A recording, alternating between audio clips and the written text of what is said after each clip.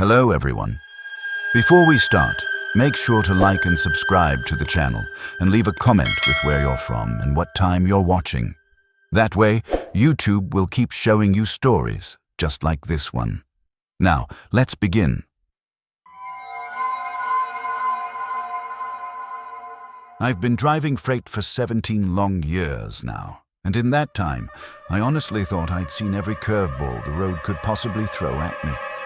I've battled blizzards that turned my windshield into a solid wall of white, fog so thick and heavy you could almost taste the dampness on your tongue, and black ice that made my 70,000-pound rig dance and slide like a figure skater on freshly zambonied ice. I've faced mechanical failures in the middle of nowhere, dealt with angry dispatchers, and navigated through every kind of human drama you can imagine at truck stops across the country. But nothing, and I mean absolutely nothing, could have prepared me for what happened on I-5, specifically on that stretch between Ashland and Medford, on a Tuesday night in October. I still drive that route regularly, it's part of my circuit, but I won't lie to you.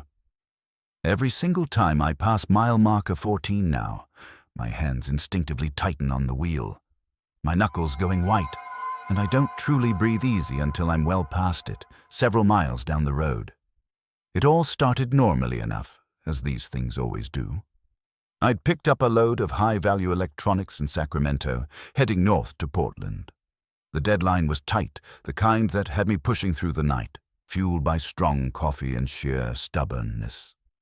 The weather was clear, the traffic was blessedly light, and I was making excellent time. Around 2 in the morning, I crossed into Oregon, beginning the familiar ascent through the Siskiyous. That's when I noticed my fuel gauge was sitting lower than I liked. Better top off soon, I thought, making a mental note to stop at the truck stop just past Ashland at exit 14. I'd fueled up there 100 times before. Nice folks, decent coffee, clean restrooms, just another routine stop on what was supposed to be a perfectly routine run. I came down out of the mountains, the long, winding descent eventually flattening out as I headed toward Ashland.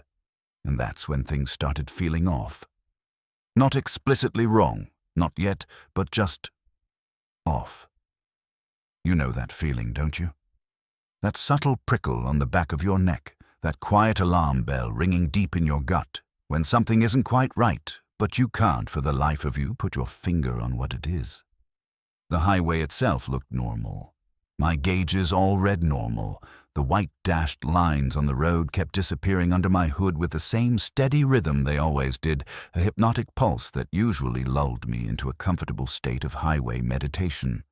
But that feeling in my gut persisted, sending up little flares of unease. I've learned to trust that intuition over the years. It's saved my life more than once. Pulled me out of dangerous situations I hadn't even fully recognized yet. I glanced at my GPS, which confirmed mile marker 14 was coming up in about 2 minutes. Out of habit, I checked my odometer, something I do without thinking after nearly 2 decades on the road. It read 847, 93 miles. I remember that specific number with perfect clarity because of what came next. I passed mile marker 14, keeping my eyes peeled for the exit sign, but the sign never appeared. No big deal, I reasoned. Maybe I miscalculated the distance. I'll catch it on the next marker. So I kept driving, watching the white lines get devoured by my headlights, listening to some old Waylon Jennings on the radio, his gravelly voice a comforting presence in the cab. 3 minutes later, according to the clock on my dashboard, I passed mile marker 14 again. Now, I'm not a stupid man. I know that doesn't make sense. It defies logic. It defies physics. It defies everything we understand about linear travel. But I'm telling you with absolute certainty what I saw, the exact same marker, the exact same stretch of road, the exact same everything. I checked my odometer again, my heart beginning a slow, heavy thump against my ribs. It still read 147 and 93 miles. Not 817.295, not 847.296, which it should have been after 3 minutes of driving at 65 knots. The exact same number. I felt my chest tighten, a cold knot forming in my stomach, but I tried to rationalize it away. "You're just tired, old man," I told myself. "Long hauls will mess with your head sometimes, make you see things that aren't there." I tried to shake it off, took a deep breath, and kept driving. 5 minutes later, mile marker 14 again. Same marker, same odometer reading, and here's the kicker. The same song on the radio. Waylon Jennings was still singing, "Mamas, don't let your babies grow up to be cowboys." And it was the same verse, the same guitar lick that had been playing when I first passed the marker. That's when I really started to panic. I grabbed my phone to check the time, a desperate attempt to find an anchor in the rapidly shifting reality around me. It read 2:17 a.m. It had read 2:17 a.m. the first time I passed the marker. My radio clock agreed. So did the clock on my dashboard. Time itself had frozen, or perhaps was looping. I did what any sane person would do in that utterly insane situation. I pulled over to the shoulder, put on my hazards, and just sat there, engine idling, trying to make some kind of sense of what was happening. My CB radio was dead quiet, which was profoundly unusual for that time of night on I-5. Usually you'd have at least a few drivers shooting the breeze, warning each other about smokies or patches of bad weather ahead. But tonight, nothing. Just that empty, oppressive static that sounded like the universe itself was holding its breath, waiting to see what I would do. I keyed the mic, my voice coming out hoarse. "Breaker, breaker, anyone copy? Can anyone hear me?" No response. Just that chilling, empty static. I sat there for what felt like 10 minutes, maybe more, running through every rational explanation I could possibly conjure. Maybe I'd fallen asleep at the wheel and dreamed the whole thing, but I felt wide awake, intensely. So, maybe I'd had a stroke. No, I felt fine, alert, almost hyper-aware. More alert, in fact, than I'd felt in months. Because fear, true, visceral fear, has a way of sharpening everything to a razor's edge. It strips away the fog of fatigue and focuses your mind with terrifying clarity. Finally, a desperate resolve settled over me. I couldn't just sit there. I had a load to deliver. So I pulled back onto the highway, accelerated up to speed, determined to just power through whatever this was, to break the loop until I hit Medford. 3 minutes later, mile marker 14. I actually laughed when I saw it.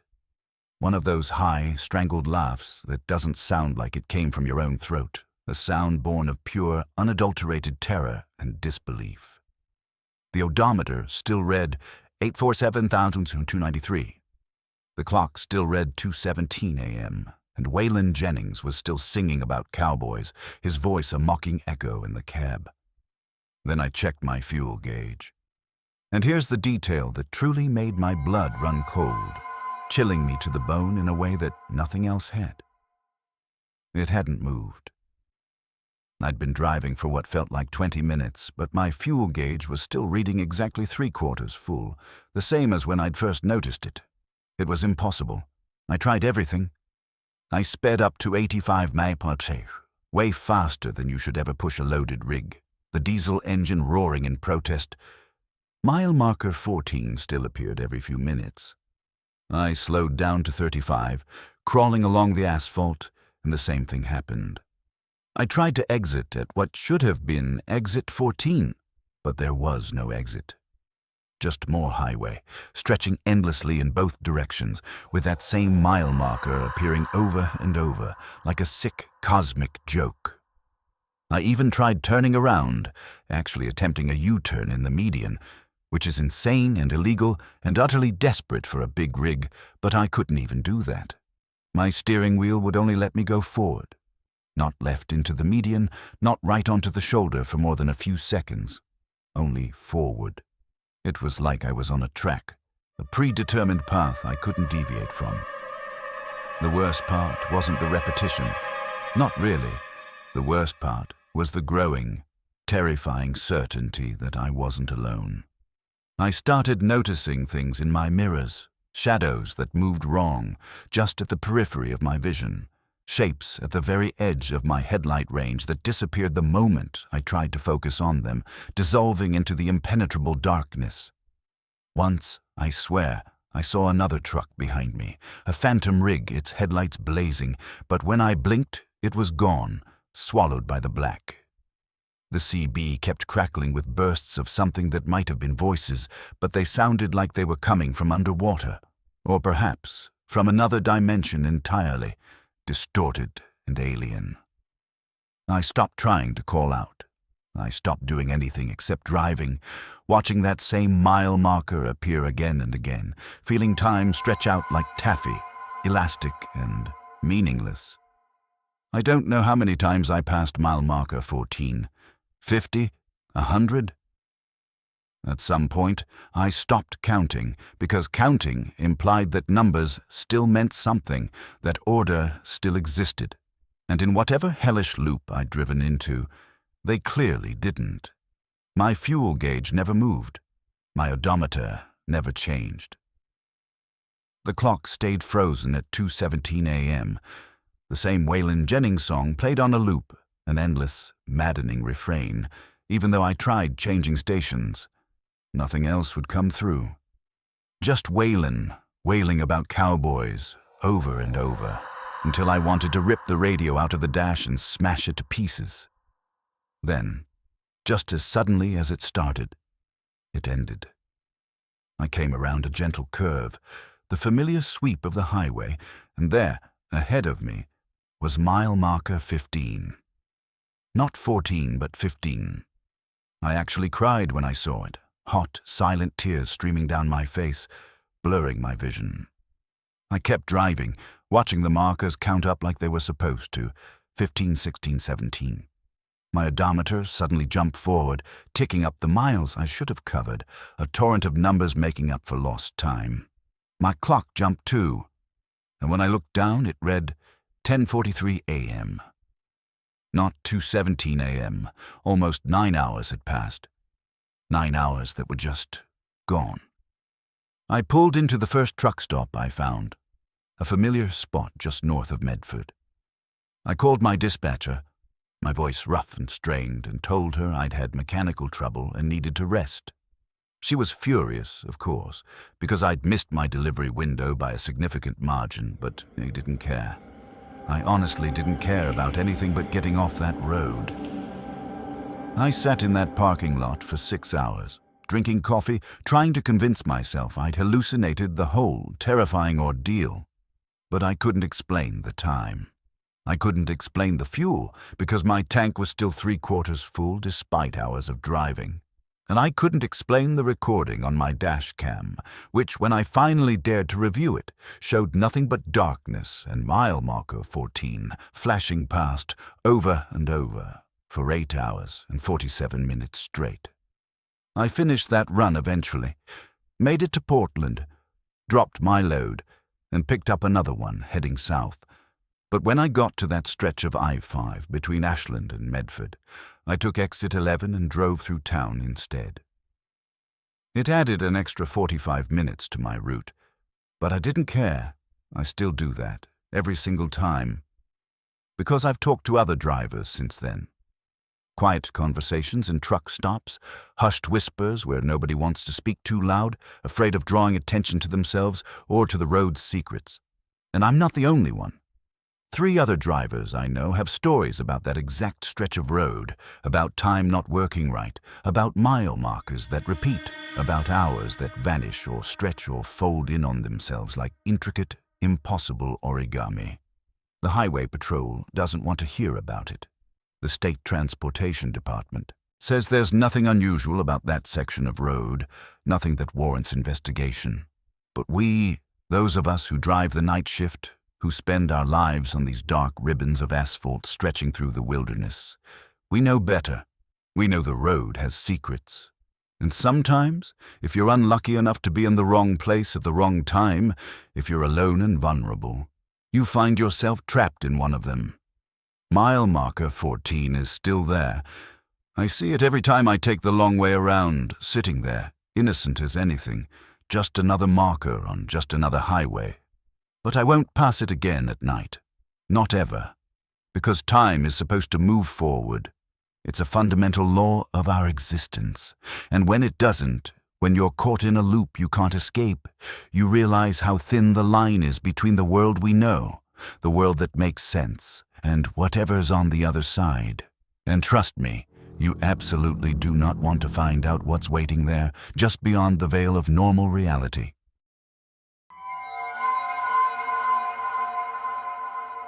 They train you for a lot of things in this business that most people never think about. How to handle a jackknife on black ice when your trailer starts sliding sideways at 60 miles per hour. What to do if your brakes fail coming down a mountain grade and you've got 80,000 pounds of momentum carrying you toward disaster.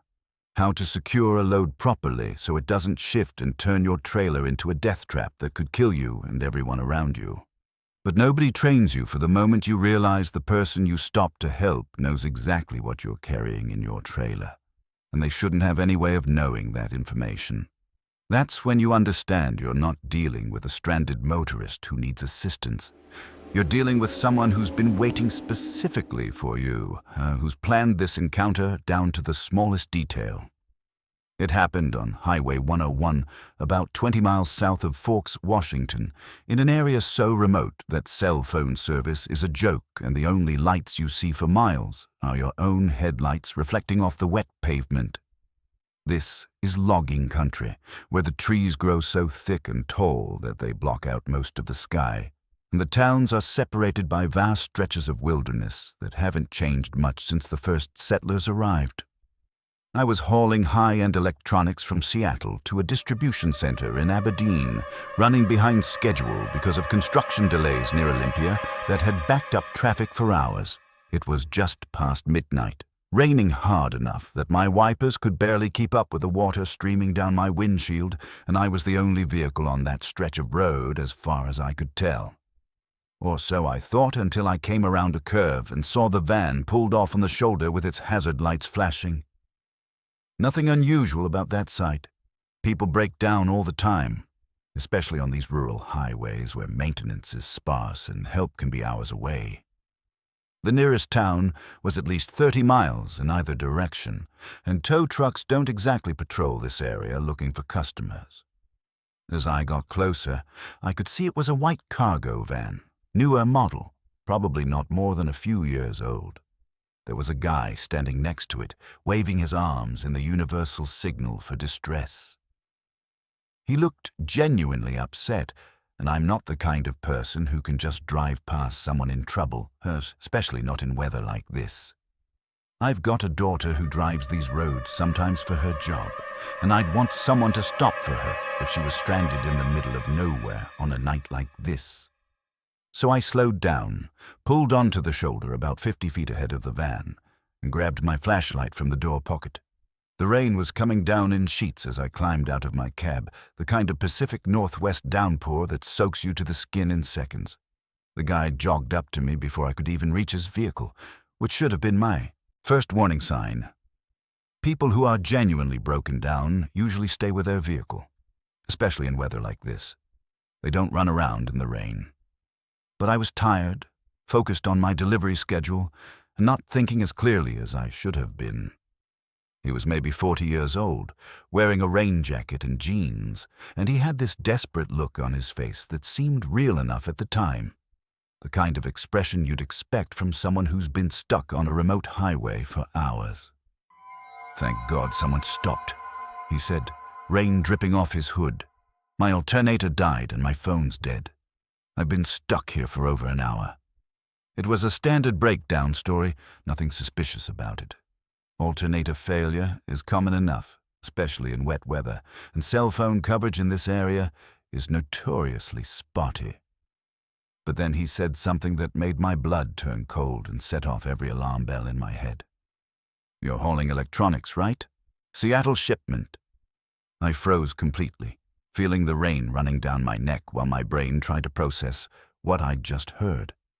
My trailer was completely unmarked, no company logos, no indication whatsoever of what was inside. Just a plain white refrigerated trailer that could have been carrying anything from frozen food to furniture to medical supplies. "How do you know what I'm carrying?" I asked, and I heard my own voice change, getting harder and more suspicious. His expression shifted too, dropping that desperate act like a mask he didn't need anymore. He smiled, and it wasn't a friendly smile. It was the smile of someone who knows they've got you exactly where they want you. Someone who's been planning this moment and is pleased with how it's unfolding. "Because we've been tracking your load since you left the distribution center," he said with complete confidence. And then he added something that proved these weren't just random highway robbers looking for an easy target. "You're 3 hours behind schedule because of that accident on Interstate 5 near Tacoma. You should have been through here at 9, but here you are at midnight, right on time for us." I backed up toward my truck, but I wasn't fast enough. 2 more guys appeared from behind my trailer, moving quickly and with obvious coordination. They must have been hiding in the brush when I stopped, waiting for me to get out of my cab and become vulnerable. One of them was talking on a radio, using CB codes like he'd spent years on the road. 10-4, 10-20, Smoky report. He knew the trucker lingo like a professional, which told me these weren't just random criminals. These were people with inside knowledge of the trucking industry. Later, I'd find out I was right about that. These were former truckers who had turned to organized cargo theft, using their insider knowledge of routes, schedules, and procedures to target specific loads on remote stretches of highway where help was far away and witnesses were non-existent. "Keys," the first guy said, holding out his hand like this was just a routine transaction. I wasn't about to give him anything. That load was worth close to $2 million in high-end electronics, and I'd be personally liable for every penny of it if it disappeared on my watch. More importantly, I'd spent 23 years building my reputation in this industry, and I wasn't going to let some highway pirates destroy it in one night. So I did the only thing I could think of. I ran. Not away from my truck, but toward it. I'm 56 years old and carrying about 40 extra pounds around my midsection, but fear is a hell of a motivator when your life and livelihood are on the line. I made it to my cab and jumped in, slamming the door just as one of them grabbed for the handle. I fired up the engine, and that big diesel roared to life. 18 wheels bit into the wet pavement as I accelerated away from them as fast as I dared on the slick road. In my mirror, I saw them sprinting back to the van. They weren't giving up, weren't accepting that their plan had failed. They were coming after me, and that's when I realized this wasn't just an opportunistic robbery. This was organized, planned, and professional. They weren't going to let a $2 million load just drive away into the night. The van's headlights appeared behind me faster than they should have. That thing was modified, running way hotter than any stock cargo van had a right to. I pushed my rig up to 70 miles per hour, which is insane on that stretch of Highway 101 in the rain at night. The curves come fast and sharp. The shoulders drop off into ditches, and one wrong move means you're rolling down an embankment. But 70 wasn't enough. The van closed the distance like I was standing still, and then I saw something that made my situation exponentially worse. A second set of headlights appeared ahead of me, coming from the opposite direction. They'd boxed me in with military precision. My CB radio crackled to life with a calm, professional voice. "You're making this harder than it needs to be, driver. Pull over and we'll let you walk away." The voice was matter-of-fact, like we were negotiating a business deal instead of discussing a highway robbery. These people were organized, professional, and completely confident in their ability to control the situation. I grabbed the microphone and keyed it. "Channel 9 emergency, requesting any law enforcement on Highway 101 south of Forks." Nothing but static came back. They were jamming the signal somehow, blocking my ability to call for help. These guys weren't amateurs running a simple robbery. They had equipment, coordination, and a level of sophistication that terrified me more than simple violence would have. The truck ahead of me started slowing down, trying to force me to brake and stop. Behind me, the van was riding my bumper so close I could see the driver's face in my mirrors. I had maybe 30 seconds before they'd have me, stopped completely. And once that happened, it would be over. I knew these roads, though.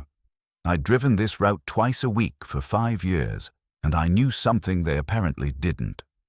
About 2 miles ahead, there was a turnoff to an old logging road. Single lane, barely maintained, leading back into the Olympic National Forest, where it connected to a network of Forest Service roads. If I could make it there before they forced me to stop, I might have a chance. It would be dangerous, potentially suicidal, but it was better than surrendering and hoping they'd keep their word about letting me walk away. I watched my GPS counting down the distance, 1/4 mile to the turnoff. The truck ahead was braking hard now, hazard lights flashing, trying to force me to stop.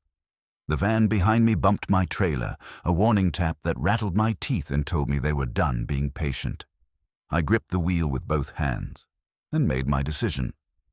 When the logging road appeared on my right, I yanked the wheel hard over without braking, committing fully to the turn.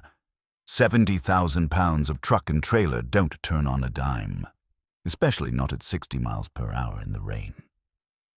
My trailer swayed sideways, tires screaming against the wet pavement, and for a terrifying second, I thought I was going to jackknife and roll. But the tires caught traction, the trailer straightened out, and I was on the logging road with branches scraping both sides of my truck like fingernails on a chalkboard. Behind me, I saw the van try to follow, but they were going too fast for the sudden turn. They slid past the turnoff, brake lights flaring red in the darkness. The truck ahead kept going too, probably radioing the van to turn around and follow me into the forest. I had maybe 90 seconds before they'd be back on my tail, and I was now driving a truck down a road it had no business being on. The logging road was narrow, rutted, and filled with potholes deep enough to swallow a tire. I couldn't see more than 20 feet ahead through the rain and the overhanging branches that formed a tunnel of vegetation around my truck. But I kept going, pushing that truck down a road that was never designed for commercial traffic, because the alternative was worse than the risk of getting stuck or rolling over. The van's headlights reappeared in my mirror, bouncing wildly as it hit the rough road surface. They were gaining on me despite the difficult terrain, but now I had an advantage. This was a single-lane road with no room to pass and nowhere to turn around. And I was driving an 80-foot-long, 40-ton battering ram. When I saw the narrow wooden bridge ahead, spanning a creek that was running high from the rain, I knew what I had to do. It was going to cost me my truck and probably my job, but it would save the load and maybe my life. I accelerated onto the bridge and then, right in the middle, I locked up all my brakes. The truck slid to a complete stop, completely blocking the bridge and the only way forward or backward on this road. Behind me, the van's headlights got closer, and I could hear their engine revving as they realized what I'd done. I jumped out of the cab and ran into the forest, crashing through underbrush in complete darkness, branches tearing at my clothes and face. I heard them shouting behind me, heard the van's doors slam as they got out to assess the situation, but I also heard something else that made me smile despite my terror. The sound of old wooden bridge supports creaking and cracking under the weight of my fully loaded trailer. They must have heard it too, because the shouting changed from angry to panicked. I didn't stop running until I'd put half a mile between me and that bridge, stumbling through the dark forest until I found a place to hide and catch my breath. When I finally looked back toward the road, I couldn't see the lights anymore. I pulled out my phone and miraculously found 1-bar service. I called 911 and gave them my approximate location, then called my dispatcher and told her she'd better send someone with a very good tow truck and a lot of patience. It took the sheriff's department 45 minutes to reach me and another 2 hours to secure the scene and make sure the area was safe. My truck was still on the bridge, which was sagging dangerously but hadn't collapsed completely. The van was gone, but they'd left tire tracks and other evidence that the deputies collected. The sheriff told me I wasn't the first driver to report organized robbery attempts on that stretch of highway. There had been 6 incidents in the last 4 months, all targeting high-value electronic shipments, all showing the same level of organization and inside knowledge. The FBI got involved eventually, and 3 months later they arrested 7 people in connection with the cargo theft ring. The investigation revealed that the group included 2 former truckers who had been feeding route information and delivery schedules to the crew, using their knowledge of the industry to identify valuable targets. My company covered the damages to the truck and gave me a bonus for protecting the load. But they didn't cover the nightmares that started after that night. The way my heart races every time I see a broken-down vehicle on a dark highway. The paranoia that makes me check my mirrors every 30 seconds, looking for vehicles that might be following me with bad intentions. They didn't train me for the psychological aftermath of being hunted like prey on a highway in the middle of nowhere. There's no insurance policy that covers the way it changes you, makes you suspicious of everyone and everything. I still drive Highway 101, but I don't drive it alone anymore when I can help it. I run in convoys when possible, stay in constant radio contact with other drivers, and I never, ever stop for stranded motorists in remote areas anymore. I call it into the authorities and keep driving. Some people probably think I'm heartless for that I've lost my humanity. Let them think what they want. They haven't looked into the eyes of someone who knows what you're carrying and knows you're alone. They haven't realized that the Good Samaritan instinct we're all taught as children can get you killed on the wrong stretch of road at the wrong time of night. The highway isn't just dangerous because of weather conditions or mechanical failures. Sometimes the most dangerous thing out there is another human being who's decided that your load is worth more than your life, and who's willing to do whatever it takes to get it. If you're still listening, you probably enjoy stories like this. A like or a comment helps keep them alive.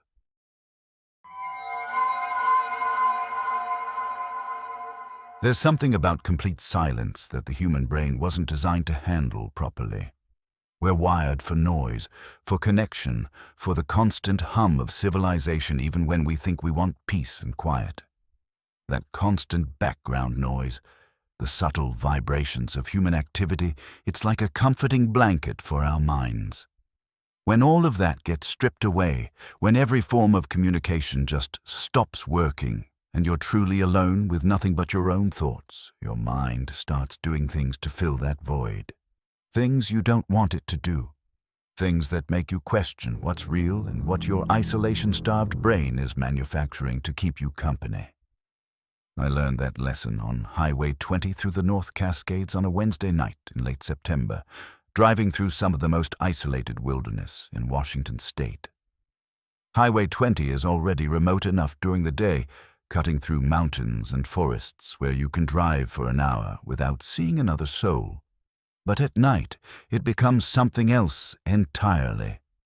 Miles and miles of nothing but mountains, forests, and darkness, so complete, it feels like you're driving through the void itself. I'd made this run dozens of times before, hauling machine parts from Seattle to Omak, running the night shift because the pay differential was better and the traffic was non-existent. My GPS showed 93 miles of Highway 20 ahead of me, mostly through North Cascades National Park, where there's nothing but wilderness and the occasional scenic overlook that's closed and empty at this hour. Cell service on that stretch is spotty at best under normal circumstances, but I had my CB radio for communication with other drivers, my satellite phone for true emergencies, and all my digital systems running smoothly. At least, they were running smoothly when I entered the pass. The first thing that went wrong was my phone. Not gradually. Not with the usual fading bars that let you know you're losing signal as you move through mountainous terrain. It just died instantly. 1 second I was looking at 3 bars of service, thinking about calling my wife to let her know I was making good time. The next second, the screen went completely black, like someone had flipped a switch and cut the power. I tried turning it back on, pressing and holding the power button the way you do when electronics act up. Nothing happened. Not even the boot screen or the manufacturer's logo. The phone was completely dead, even though it had shown 80% battery charge just moments before. I figured the battery had died despite what the display had shown, even though that didn't make much sense. It was annoying, but not alarming. I still had my CB radio for communication with other drivers, and my GPS was still functioning normally. 10 minutes later, my CB radio crackled once with static and then went completely silent. I keyed the microphone and tried to raise someone. Anyone. Breaker, breaker, this is westbound on Highway 20. Anyone copy? Nothing. Not even normal static, but a kind of dead silence that felt wrong, like the radio waves themselves had been absorbed by something. I checked my radio settings, made sure I was on the right channel, verified that the power was on and the antenna connection was solid. Everything looked normal according to the display, but when I tried to transmit again, it was like shouting into a soundproof room. That's when I started feeling it, that prickle on the back of your neck that tells you something's fundamentally wrong with your situation. I checked my dashboard and felt my chest tighten with the first real stirrings of panic. My GPS was frozen solid. The screen still showed the map, still showed my position on Highway 20, but the little arrow representing my truck wasn't moving despite the fact that I could feel the road passing beneath my wheels. The mile markers weren't updating on the display. The estimated time of arrival wasn't changing. Time was ticking forward on the clock display, but the GPS acted like I was sitting perfectly still. I tried my satellite phone, the one piece of equipment that's supposed to work anywhere on the planet as long as you have a clear view of the sky. Dead. Completely unresponsive. The digital displays on my dashboard started flickering randomly, numbers jumping around before settling on readings that couldn't possibly be correct. My speedometer said I was doing 45 when I knew I was maintaining 65. My fuel gauge bounced between full and empty like it was having some kind of electronic seizure. Even my odometer seemed confused, the numbers rolling backward for a moment before freezing completely. Every electronic device in my cab had stopped working properly in the span of 15 minutes, and I was entering the most remote stretch of the pass with no way to call for help and no traffic around me for miles in either direction. I hadn't seen another vehicle since I'd left the last small town, and I wouldn't see civilization again for at least another hour, maybe longer since my GPS was dead and I couldn't tell exactly where I was. The rational part of my brain tried to find logical explanations. Solar flare activity maybe, or some kind of electromagnetic interference from the mountain geology. But electromagnetic interference doesn't kill battery-powered devices that are already turned on and functioning. It doesn't make your speedometer lie to you or cause your odometer to run backward. And it doesn't explain the feeling I had, growing stronger with each passing minute, that I wasn't alone out there in the darkness. I kept driving because there was literally nothing else to do. No turn-offs, no places to stop except narrow shoulders that dropped off into darkness so complete I couldn't see the bottom. The road twisted through the mountains like a snake, and my headlights carved a narrow tunnel through the blackness that pressed in from all sides. Without my radio, without even the ability to check my phone for the time or my location, the silence in the cab became oppressive in a way I'd never experienced. I could hear things I normally wouldn't notice. The hum of my tires on the pavement, the rattle of something loose in the trailer behind me, my own breathing which seemed too loud in the absolute quiet. That's when I started seeing things at the edge of my headlight beam. Movement that was just quick flickers, shadows that vanished the moment I tried to focus on them, shapes that might have been trees or rocks or something else entirely. My rational brain insisted it was tricks of light and shadow. My headlights hitting the trees and undergrowth at weird angles, creating optical illusions that my tired mind was interpreting as movement.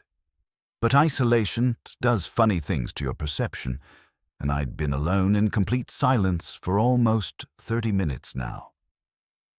I saw the hitchhiker at mile marker 127, or at least I think it was mile marker 127 since my GPS was frozen and I was counting markers manually. He was standing on the shoulder with his thumb out, wearing clothes that seemed wrong somehow for this location and time. Too formal for a hiking trip, too clean for someone who'd been walking along a mountain highway in the middle of nowhere. I slowed down instinctively, the way you do when you see someone who might need help. Then I caught myself and remembered where I was, what was happening to my equipment, how isolated and vulnerable I was.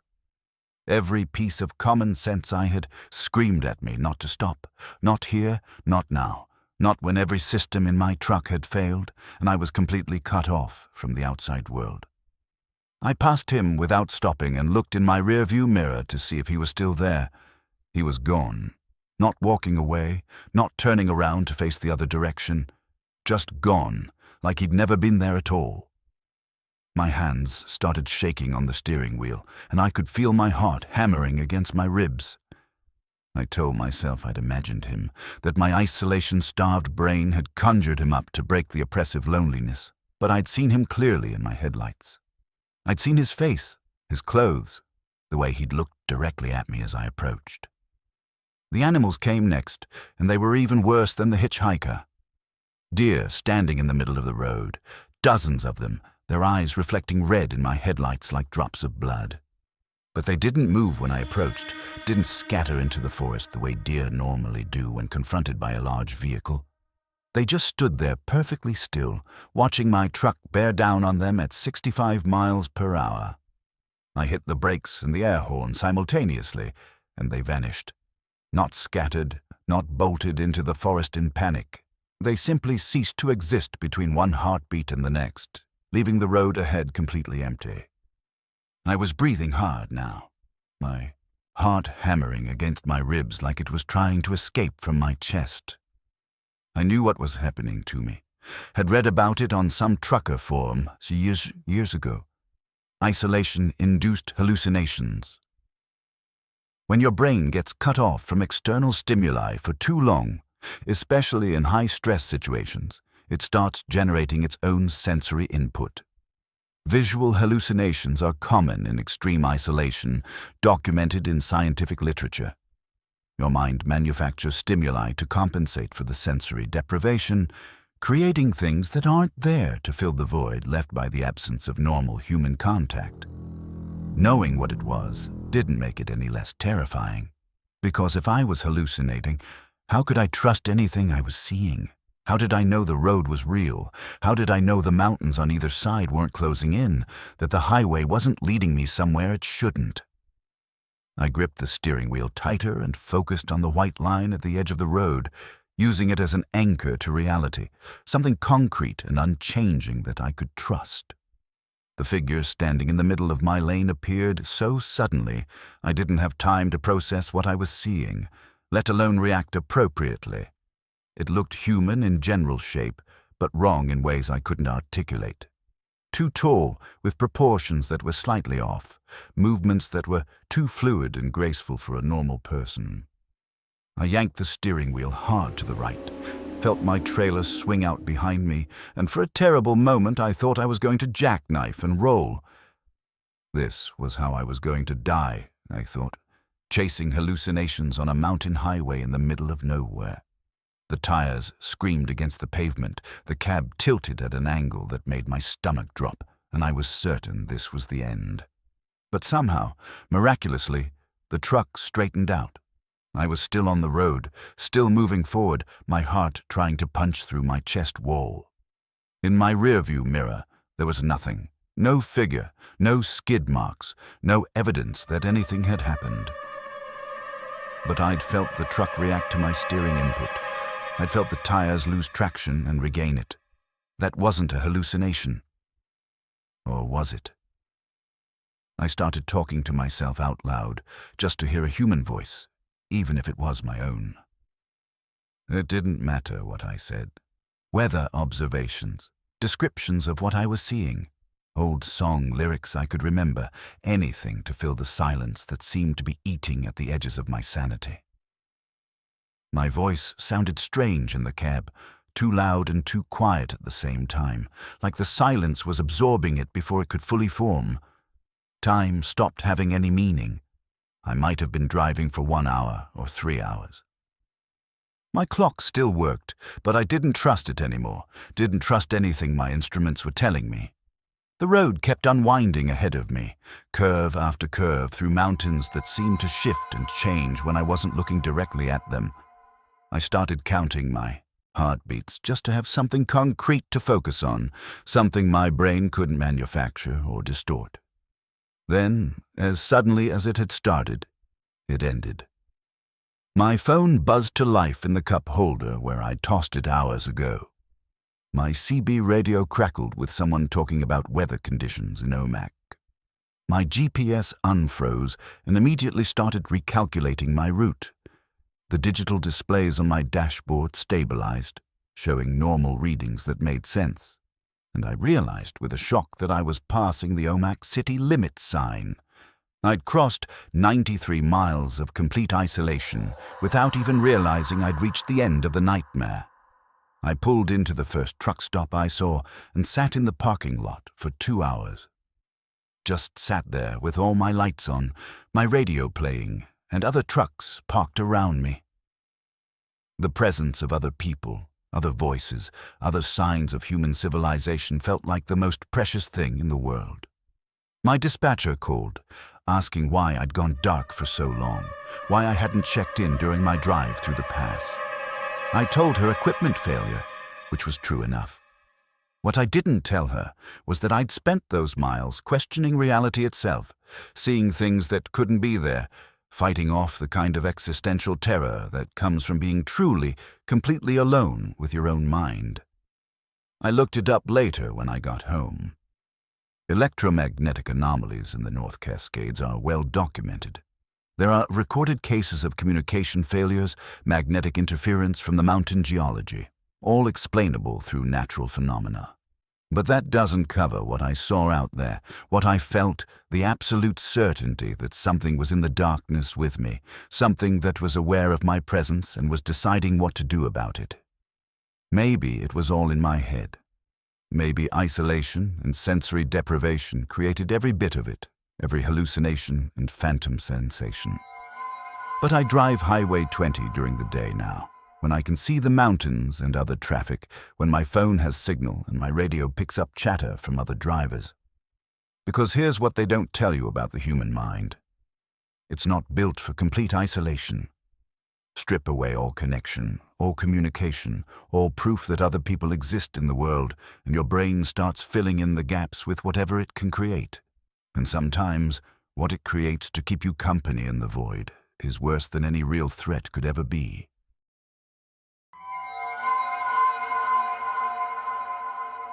I don't believe in Bigfoot. Or at least I didn't until February of last year changed everything I thought I knew about what lives in these Pacific Northwest forests. I'm the kind of person who needs proof, physical evidence, something concrete and measurable before I'll accept that something exists in the world. I spent 31 years driving trucks through every corner of the Pacific Northwest without seeing anything I couldn't explain through normal, rational means. Bears, elk, cougars. Sure, I've seen plenty of those. Strange lights in the sky that turned out to be satellites or military aircraft when you looked into them. Plenty of those too. But nothing that made me question my fundamental understanding of what lives in these ancient forests that cover millions of acres of wilderness. That changed on Route 12 through White Pass, on a night when the snow was coming down so hard I could barely see 20 feet ahead of my truck. I was hauling timber equipment from Yakima to Chehalis, a run I'd made at least 50 times before without incident. White Pass isn't an easy drive even in good weather conditions. The road climbs to over 4,000 feet in elevation, winds through the Cascade Mountains with steep drop-offs and tight curves that demand respect. In winter, it's treacherous enough that a lot of drivers refuse to run it at all, choosing longer routes that avoid the mountain passes entirely. But I grew up in these mountains, learned to drive in snow before I learned to drive on dry pavement. My father was a logger, and he taught me that these roads demand respect, but don't have to be feared if you understand them. The pay for winter runs through the pass is good enough to make the risk worthwhile, and I had bills to pay and a family to support. The snowstorm hit about halfway through the pass, one of those sudden mountain squalls that can turn the world white in a matter of minutes. Visibility dropped to almost nothing, just the red glow of my taillights reflecting off the falling snow and the vague outline of trees on either side of the road. I slowed down to 30 miles per hour, which was probably still too fast for conditions, but stopping wasn't an option. There was nowhere to pull over safely, no chains on my tires because the road had been clear when I started the climb, and turning around was impossible on the narrow mountain highway. The snow was hypnotic in my headlights, thousands of flakes swirling and dancing, creating patterns that played tricks on your eyes if you stared at them too long. I'd been driving for maybe 20 minutes in whiteout conditions, my shoulders tense and my hands locked on the steering wheel, when something moved at the edge of my vision. Not the random movement of wind-blown branches or snow sliding off tree limbs. This was deliberate movement, purposeful and controlled. Something large was crossing the road from right to left, about 30 yards ahead of my truck, moving through snow that had to be waist-deep. I hit the brakes instinctively, felt my trailer start to slide on the snow-covered pavement, and eased off before I lost control completely. My headlights caught it full on for maybe 3 seconds, but those 3 seconds burned into my memory with a clarity that still wakes me up at night. It was walking upright on 2 legs, easily 8 or 9 feet tall, covered in dark hair that the snow was sticking to like it had been out in the storm for hours. The proportions were wrong for a human being. Too broad through the shoulders and chest, arms that hung longer than they should have, but it moved with obvious purpose and intelligence. Each foot was placed deliberately despite the deep snow and difficult terrain. What froze me in my seat wasn't the size or the unusual appearance.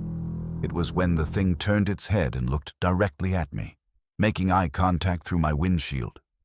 I saw its face in my headlights for less than a second, but I saw it clearly enough to know this wasn't a bear, wasn't a person in a costume, wasn't anything I had a reference point for in my experience.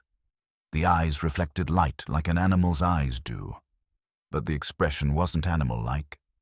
There was awareness there, intelligence, recognition that I was looking at it just as much as it was looking at me. Then it was gone, disappearing into the trees on the left side of the road like it had never been there, moving through the forest with an ease and grace that something that large shouldn't possess. I sat there with my truck idling, snow piling up on my windshield faster than the wipers could clear it, trying to process what I'd just witnessed. My hands were shaking, not from fear exactly, though there was plenty of that.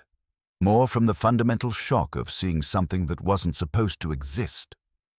My brain kept trying to rationalize what I'd seen, to fit it into categories I understood. A bear standing on its hind legs. I'd seen that before. A person in a very convincing costume playing some kind of elaborate prank in the middle of a snowstorm at night. Anything that would fit into the world I thought I understood. But I've seen bears my entire life. Seen them stand up, seen them move through the forest. This wasn't a bear. The gait was wrong. The proportions were wrong. Everything about it was wrong for any animal I knew. And no human, no matter how tall or strong, moves through waist-deep snow with that kind of ease and power. I finally put the truck back in gear and continued down the pass, checking my mirrors every few seconds like the thing might be following me through the forest, keeping pace with my truck. I made it to Chehalis around 5 in the morning, dropped my load at the distribution center, and drove to the nearest truck stop to fuel up and grab some coffee. I was exhausted, running on adrenaline and caffeine, and I still hadn't fully accepted what I'd seen. Part of me wanted to dismiss it as a trick of the snow and darkness, my tired brain manufacturing something that wasn't there. But I kept seeing those eyes in my memory, kept remembering the way it had looked at me with unmistakable intelligence. I was doing my post-trip inspection, checking my trailer for damage from the rough drive through the pass, when I found something that changed everything. On the driver's side of the trailer, about 7 feet up from the ground, there was a handprint pressed into the metal. Not a smudge, not an accidental mark from loading or unloading. A clear, distinct handprint pressed into the industrial-grade steel, hard enough to leave a permanent impression. The print was enormous, easily twice the size of my own hand, with 4 fingers and a thumb that had left impressions deep enough that I could feel them when I ran my fingers over the metal. I stood there, staring at that handprint for a long time, feeling something fundamental shift in my understanding of reality. The metal of my trailer was cold, and the dent was fresh, created sometime during the night while I was driving through White Pass. There was no way I'd had that damage before I started the run because I'd done a thorough inspection in Yakima. That meant something had touched my trailer while I was driving, something with hands large enough and strong enough to dent industrial-grade steel. Something with the intelligence and dexterity to place its hand flat against the side of a moving truck. I took photographs with my phone, dozens of them from every angle I could manage. I measured the handprint with my tape measure. Palm width was 11 inches. Finger length was close to 8 inches from base to tip. The thumbprint angled differently than a human thumb would. More opposing, more flexible in ways that suggested a different bone structure entirely. I'm not a scientist, but I've been around machinery and metalwork enough to know that no human has hands that size or that strong, and no bear paw looks anything like what was pressed into my trailer. This was definitely a hand. 4 fingers, 1 thumb, clear palm print, everything you'd expect from a primate hand, but scaled up to an impossible size. I didn't tell anyone right away because who would believe me? I barely believed it myself, and I had the physical evidence right there on my trailer. I finished my coffee, checked my route for the next load, and tried to act like everything was normal, like I hadn't just had my understanding of the world turned upside down. But normal had shifted permanently. I kept looking at those photographs on my phone, kept going back to my trailer to make sure the handprint was still there, that I hadn't imagined it. The evidence was undeniable, but it pointed to a conclusion that challenged everything I thought I knew about what was possible.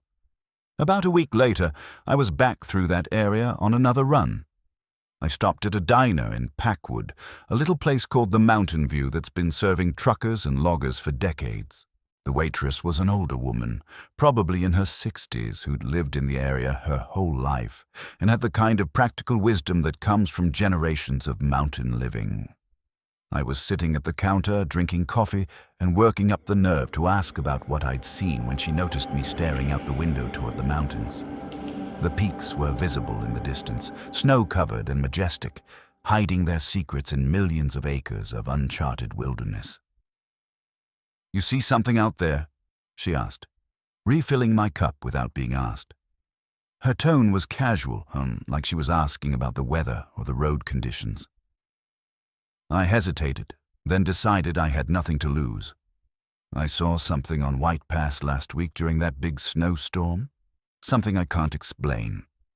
She nodded like I'd just told her about the daily special. "They're more active in winter," she said simply. "Snow makes the forest quiet, easier to move around without being heard. Less human activity up in the high country." I stared at her, not sure I'd heard correctly. "They," she smiled, a knowing smile that said she'd had this conversation before with other people who'd seen things they couldn't explain. "Honey, you're not the first driver to see them up there, and you won't be the last. This whole area from White Pass through the Gifford-Pinchot, it's their territory, has been for longer than we've been here." She said it so matter-of-factly, like she was discussing deer or elk, just another part of the local wildlife that people who lived here had learned to accept. Most folks don't talk about it because they don't want to sound crazy, but those of us who live here know. We've all seen signs, tracks in the snow that don't match any known animal, trees twisted and broken 8 feet off the ground, sounds in the forest at night that don't fit anything in the field guides. I showed her the photographs of the handprint on my trailer. She studied them carefully, nodding as she examined the details.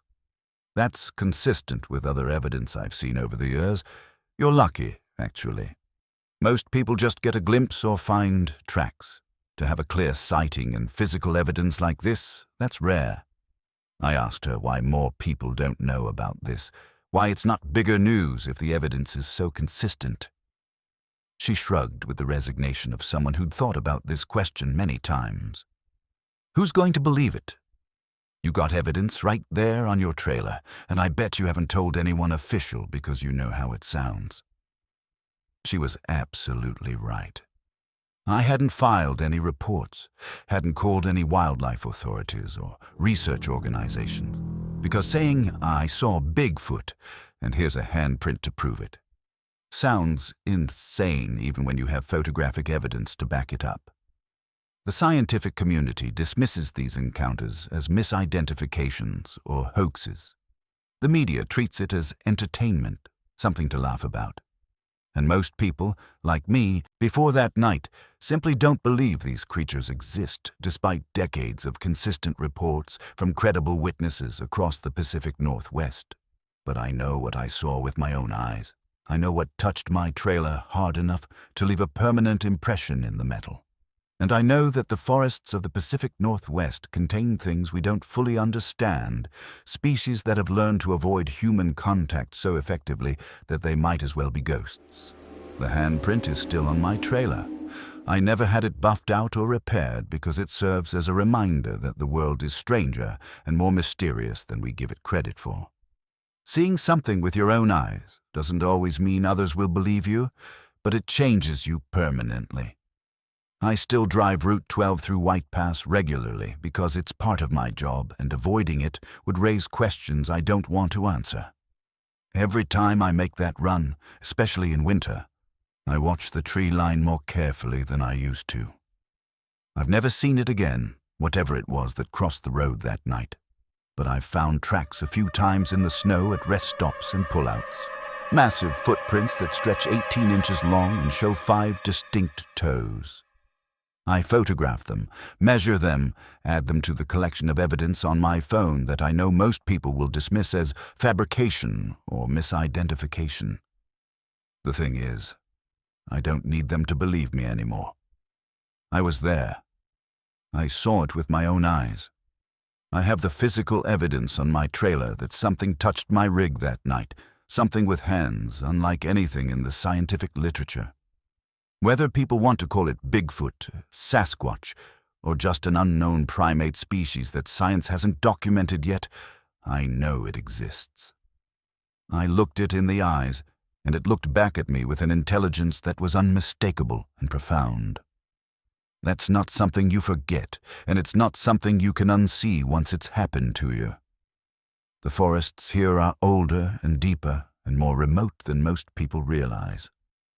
There are valleys that have never been logged, sections of wilderness where humans rarely venture, millions of acres of territory where something could live and remain hidden if it was intelligent enough and careful enough. If something wanted to stay concealed in that vast expanse of mountains and trees, it could do so indefinitely. It would just need to be smart enough, careful enough, and patient enough to avoid the increasingly rare places where its world overlaps with ours. Based on what I experienced that night, whatever lives up there in the high country has all 3 of those qualities in abundance.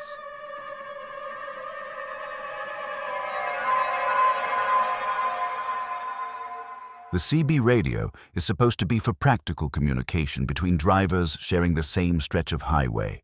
Weather updates, traffic warnings, location of speed traps, information about road construction or accidents ahead. You get used to the voices, the handles drivers use, the casual way people share information that keeps everyone safe on the road. What you don't expect is to hear someone calling for help on a frequency that shouldn't have anyone on it, describing a location you're approaching, begging you to slow down because their brakes just failed and they can't control their truck. And you definitely don't expect to learn that the voice belongs to someone who died 15 years ago on the exact same stretch of highway you're currently driving. I was running westbound on Interstate 84 through the Columbia River Gorge, hauling automotive parts from Boise to Portland on a foggy November night. The gorge is beautiful during the day, with the Columbia River flowing on one side and sheer cliffs rising on the other, waterfalls cascading down rock faces, and forests that look like something out of a postcard. At night, especially in fog like we had that evening, it's a completely different story. The curves come faster than you remember from daytime drives. The drop-offs are invisible in the darkness, but you know they're there, waiting for one mistake. The moisture in the air makes everything slick and unpredictable. Around milepost 42, near where the Bonneville Dam exit comes up, my CB radio crackled to life with a transmission that made my blood run cold. The voice was panicked, breathless, speaking too fast with the unmistakable terror of someone facing imminent death. "Anyone eastbound near Bonneville, I need help. My brakes are gone. I'm doing 70 and I can't slow down. The grade's getting steeper and I can't stop. Somebody call for help. Please, I've got a wife and 2 kids." I grabbed my microphone immediately, my heart already racing from the desperation in that voice. "Breaker, breaker, driver in distress near Bonneville. This is westbound at your 20. What's your handle and exact location?" Nothing came back except static. Then the voice returned, even more frantic than before, if that was possible. "The steering's getting harder. I think something's wrong with the hydraulics. I can't keep it in the lane. Oh God, I'm crossing the center line. I'm going into oncoming traffic." My heart was hammering against my ribs as I scanned both lanes for a truck in trouble. The fog was thick enough that I could only see maybe 50 feet ahead, but there was no traffic around me that I could detect. No eastbound trucks, no westbound traffic except me. The highway was empty as far as I could tell. I keyed the microphone again, more urgently this time. "Driver, I'm right here at your location. I don't see you. What's your exact position? Give me landmarks, mile markers, anything." The voice came back one more time, and this time I heard something that made my stomach drop. The screech of metal against concrete, the sound of something massive crashing and breaking apart. "I hit the barrier. I'm going over. Tell my wife I love her. Tell Sarah and Tommy their dad loves them. Tell them I'm—" And then nothing. Dead silence on the CB except for the normal static and occasional chatter from other channels. I pulled over at the next safe spot, shaking so hard I could barely hold the steering wheel steady. I grabbed my phone and called 911, reported what I'd heard, gave them the approximate location based on the mile markers I'd passed. The dispatcher took my information professionally, but said they had no reports of accidents in that area. No calls for help, no indication of any truck in distress anywhere along that stretch of Interstate 84. She said she'd send a unit to check the area, but her tone suggested she thought I'd either imagined it or someone was playing a cruel prank on the CB radio. I sat there for 20 minutes, waiting to see emergency vehicles pass, waiting for confirmation that someone actually needed help and this wasn't all in my head. Nothing happened. Just fog and the occasional vehicle passing on the highway. Normal traffic for that time of night. Finally, I got back on the road, telling myself it must have been some kind of radio interference, maybe a recording someone was broadcasting as a sick joke. But the terror in that voice had been absolutely real. You can't fake that kind of fear, that kind of desperation. I've heard genuine panic before, and this was it. I finished my delivery in Portland and stopped at a truck stop in Troutdale before heading back east. I needed coffee, and I needed to talk to someone about what I'd heard, needed to process the experience with another human being who might understand. The place was mostly empty at 4 a.m, just a few drivers grabbing breakfast before hitting the road or fueling up for the day ahead. I sat at the counter next to an older driver, maybe in his late 60s, who had the weathered look of someone who'd been doing this job for decades. I mentioned hearing something strange on the CB near Bonneville, being deliberately vague to see if he'd react or if he'd think I was crazy. He set down his coffee cup and looked at me with an expression I couldn't quite read, something between recognition and sadness. "You heard Tommy, didn't you?" he said quietly. I felt the hair on the back of my neck stand up. "Tommy?" He nodded slowly. "Tommy Brewer, That was his handle on the CB, and that was his real name too. He died in 2010. Brake failure coming down the grade near milepost 42. Crossed the center line, hit the median barrier, and went over the embankment. They found his truck at the bottom of the gorge, burned out. He didn't make it. I stared at him, my coffee forgotten and growing cold. That's impossible. I just heard someone tonight talking about brake failure at that exact location. He mentioned his wife and kids by name, Sarah and Tommy Jr. The old driver's face went pale. Those are Tommy's kids' names. His wife's name was Sarah too. How could you possibly know that? I told him everything I'd heard, every word of the transmission, every detail of the desperate plea for help. He listened without interrupting, his expression growing more troubled with each detail I recounted. When I finished, he was quiet for a long time, staring into his coffee like it might have answers. Finally, he said, "You're not the first driver to report that transmission.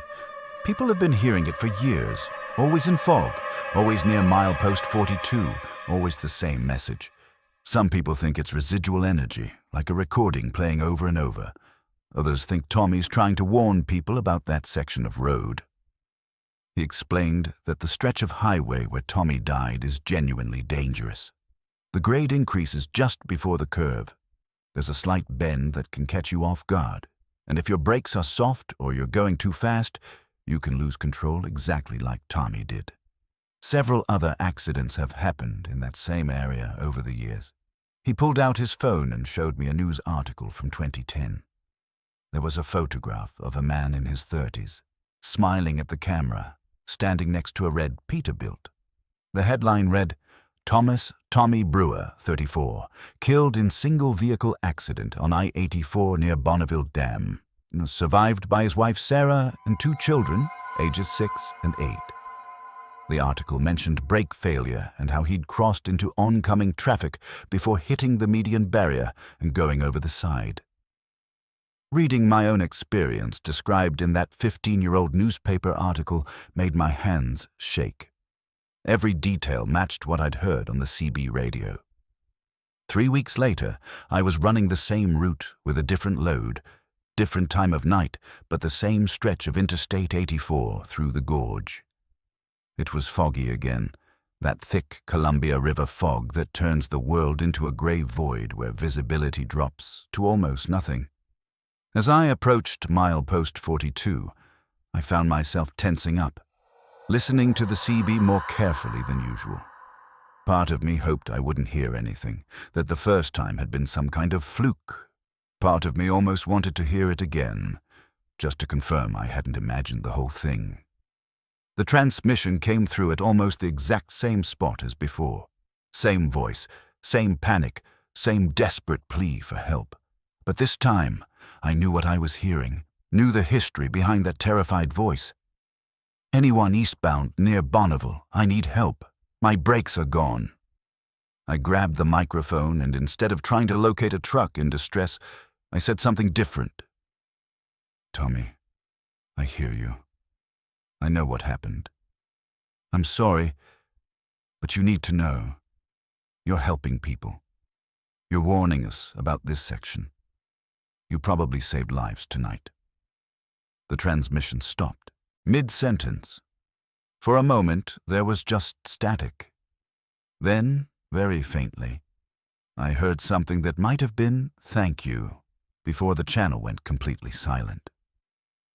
I drove the rest of the gorge with tears running down my face, not entirely sure why I was crying. Maybe because I'd just had a conversation with a dead man. Maybe because the loneliness in that voice, even after 15 years, was something I understood all too well. We spend our lives on these roads, isolated in our cabs, connected only by radio waves and the occasional conversation at truck stops. Maybe death doesn't change that isolation, just transforms it into something different. I started asking other drivers about it quietly, in conversations at rest stops and truck stops, being careful not to sound crazy. More than a dozen drivers admitted they'd heard similar transmissions on that stretch of Interstate 84. Always in fog, always near milepost 42, always Tommy's voice describing his brake failure. But here's the thing that really convinced me this was more than just some kind of atmospheric phenomenon. 3 drivers told me they'd slowed down immediately after hearing the transmission and within minutes encountered actual hazards on the road. Black ice, debris that had fallen from another truck, a disabled vehicle with no lights, things that could have caused serious accidents if they'd been traveling at highway speed instead of the reduced speed they'd adopted after hearing Tommy's warning. One driver, a woman who'd been running the West Coast for 20 years, told me she'd heard Tommy's transmission and slowed down just in time to avoid a massive pileup acid. This was during the big snowstorm in February 2025, the one that caused over 100 vehicles to crash near Multnomah Falls. She'd been approaching the area when she heard the brake failure warning, slowed to 40 miles per hour out of caution, and was able to stop in time when she came upon the carnage. She's convinced Tommy saved her life that night, warned her to be careful just when she needed to hear it most. I've heard him 4 more times since that first night. Always the same location, always in fog, always the same desperate message echoing across the years. I don't try to respond anymore. I just slow down and watch the road carefully, because I've learned that when Tommy broadcasts his warnings, there's usually a reason. Maybe it's coincidence. Maybe drivers who hear his transmission are just more cautious and therefore avoid accidents that were going to happen anyway. Or maybe there's something about that stretch of highway that keeps Tommy Brewer connected to it, still trying to prevent other drivers from making his fatal mistake. I looked up his family online. Sarah remarried in 2014 to a good man who treats Tommy's kids like his own. Tommy Jr. is 21 now, working as a mechanic and thinking about getting his CDL. Sarah is 23, finishing college and planning to be a teacher. Neither of them drives trucks, but according to their social media posts, they both talk about their father with love and respect, keeping his memory alive in positive ways. They post on the anniversary of his death every year, sharing photos and memories of a man who was taken from them too soon. I wanted to contact them, to tell them what I've heard, to let them know their father is still out there trying to save lives. But how do you tell someone their dead father is broadcasting his final moments on CB radio for other drivers to hear? How do you explain that his last desperate plea for help is replaying night after night, year after year? I decided not to contact them, let them have their memories, their peace, their ability to move forward with their lives. But I think about Tommy every time I drive through the gorge, especially in fog when visibility drops and the road becomes treacherous.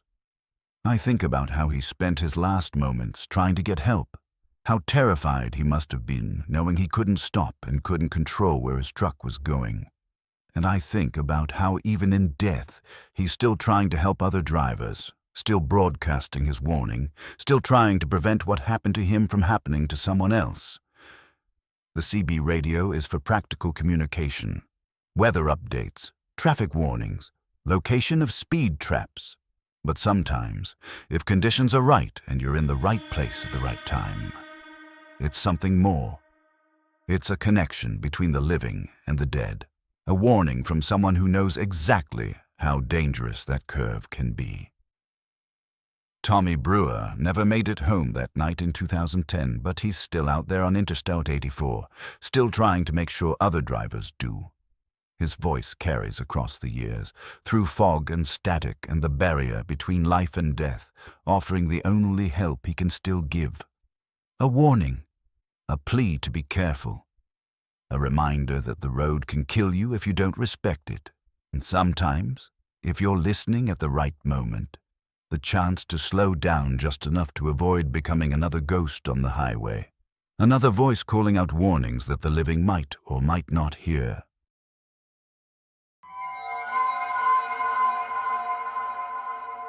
There are certain loads you don't question when you're a professional truck driver. When a dispatcher gives you a pickup location, a delivery address, and tells you the trailer's already sealed and ready to go, you hook up and drive. That's the job description, plain and simple.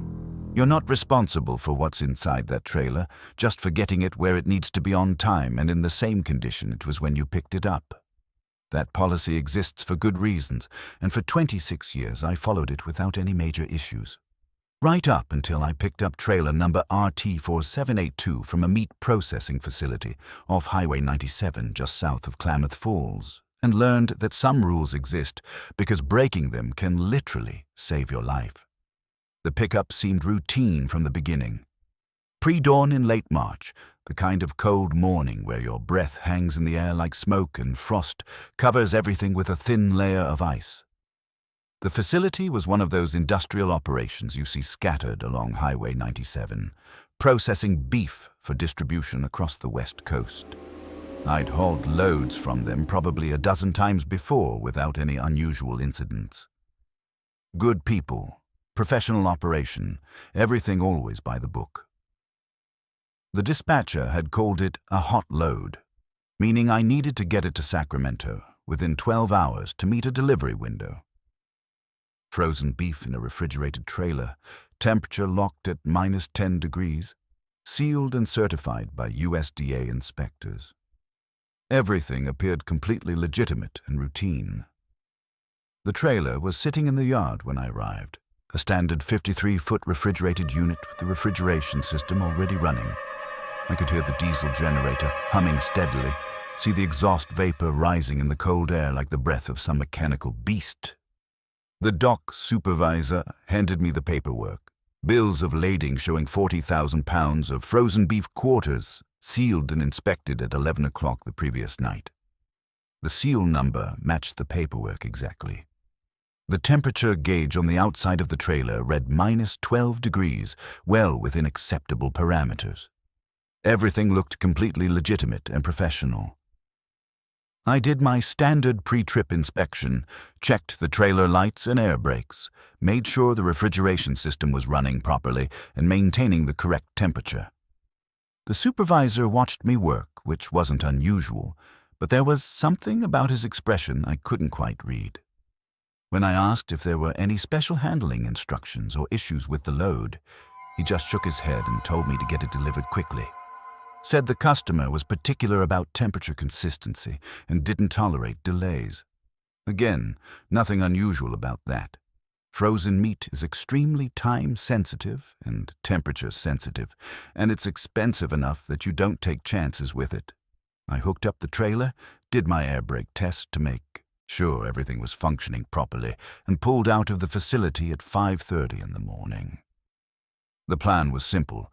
Take Highway 97 south to Interstate 5, then straight shot to Sacramento. 9 hours of driving if I pushed it hard, which would get the load delivered with time to spare before the deadline. I grabbed coffee at the truck stop just south of Klamath Falls and headed out into the dawn, watching the sunrise paint the Cascade Mountains gold and orange. Just another day, another load, another paycheck. Nothing to suggest that this run would be any different from the hundreds of others I'd completed over the years. The first indication that something was seriously wrong came about an hour into the drive. I was cruising through open country south of Klamath Falls when I felt something unusual through the cab of my truck. Not a sound exactly, more like a vibration that seemed to come from behind me, from the trailer. A rhythmic thumping that didn't match the normal road vibrations or engine rhythms I was used to. I checked my mirrors, thinking maybe I'd thrown a retread or had a tire issue, but everything looked normal. The trailer was tracking straight, the refrigeration unit was running smoothly, nothing appeared wrong from the outside. But the thumping continued, irregular but persistent, like something was shifting inside the trailer. Like something was moving around back there, hitting the walls. I pulled over at the next wide spot in the road and got out to investigate. The trailer looked completely normal from the outside. The refrigeration unit was running smoothly. The exhaust was steady and consistent. The temperature gauge was showing -11 degrees. But when I put my hand on the trailer wall, I felt it clearly. A definite vibration. Something moving inside. I told myself it was just cargo shift. frozen beef quarters hanging from rails, swaying with the movement of the truck as I navigated curves and changes in elevation. Except frozen meat doesn't shift around like that. It's solid, locked in place by its own weight and the freezing temperature. I checked the seal on the trailer doors, and it was intact and unbroken, the number matching my paperwork exactly. Opening the trailer would break the seal, and breaking the seal meant I'd be personally liable for any discrepancies in the load when it was delivered to Sacramento. Company policy was absolutely clear on this point. Don't break the seal unless there's visible damage to the trailer or legitimate safety concerns. A little cargo movement didn't qualify as an emergency. So I got back in my cab and continued driving, telling myself it was nothing to worry about. The thumping got noticeably louder over the next hour. Not constant, but regular enough that I couldn't ignore it anymore. Thump, pause, thump, thump, pause. Like something was hitting the inside of the trailer wall with considerable force, like something was trying to get out. I turned up the radio to try to drown it out, but I could still feel it through my seat, through the steering wheel, a rhythmic pounding that made my chest tight and my hands sweat with nervousness. Then the temperature gauge started climbing, which was when I knew something was seriously wrong. -11 became -9, then -7, then -4. The refrigeration unit was running at full capacity. I could hear it laboring harder than it should need to, but the temperature inside the trailer kept rising despite the system working overtime.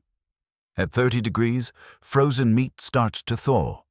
At 40 degrees, bacteria begins to multiply rapidly. At 50 degrees, you've got a serious health hazard and a total loss of the entire load. I pulled over again, this time at a rest stop about 40 miles south of Klamath Falls. The temperature gauge now read 2 degrees above freezing, completely unacceptable for frozen cargo that was supposed to be maintained at -10. I had to check the load, seal or no seal. If the refrigeration system had failed, I needed to document it immediately to avoid personal liability for the loss. I grabbed my phone to start recording everything, walked back to the trailer doors and felt my blood run cold. The metal was warm to the touch. Not cold like it should be with a working refrigeration system. Warm, like something inside was generating heat, radiating it through the insulated walls. The thumping was loud now, clear and distinct. Something was definitely moving in there, something large enough to shake a 53-foot trailer with its movements.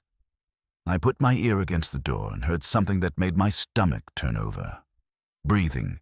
Heavy, labored breathing like an animal in distress, like something alive that was struggling to get free. My hands were shaking as I reached for the seal, every instinct screaming at me to leave it alone, to call my dispatcher, to call the police, to do anything except open that trailer. But if there was an animal trapped inside, if someone had accidentally sealed a worker inside the trailer, if there was any chance someone or something needed help, I had to check. I broke the seal, threw the locking bars, and pulled the right door open just a few inches. The smell hit me first, not the clean, cold smell of frozen meat, but something else. Something warm and organic and fundamentally wrong. The interior of the trailer was dark, with only a small amount of light from outside illuminating the first few feet. I could see the beef quarters hanging from their rails, but they were dripping. Thawed meat doesn't drip like that, doesn't move like that, doesn't smell like that. And then I saw the claw marks.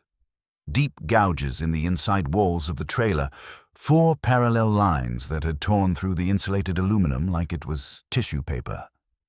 The gouges were fresh, the metal still bright where it had been ripped, and they covered the entire inside of the trailer. Something had done that from the inside. Something with claws, strong enough to shred industrial refrigeration panels designed to withstand years of heavy use. I swung the door wider, my phone's flashlight illuminating more of the interior, and saw that the entire inside was covered with those marks. The walls, the ceiling, even the beef quarters themselves were torn and shredded.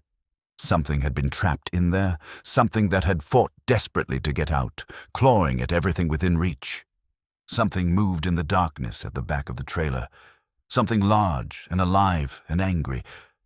I slammed the door shut and ran back to my cab faster than I'd ever moved in my life, my heart trying to punch through my chest wall. I locked the doors, grabbed my CB radio, and called for help. Police, animal control, anyone who could deal with whatever was in that trailer. The dispatcher on the other end asked me to repeat myself, said I wasn't making sense, that I needed to calm down and explain clearly what was happening. I tried to explain.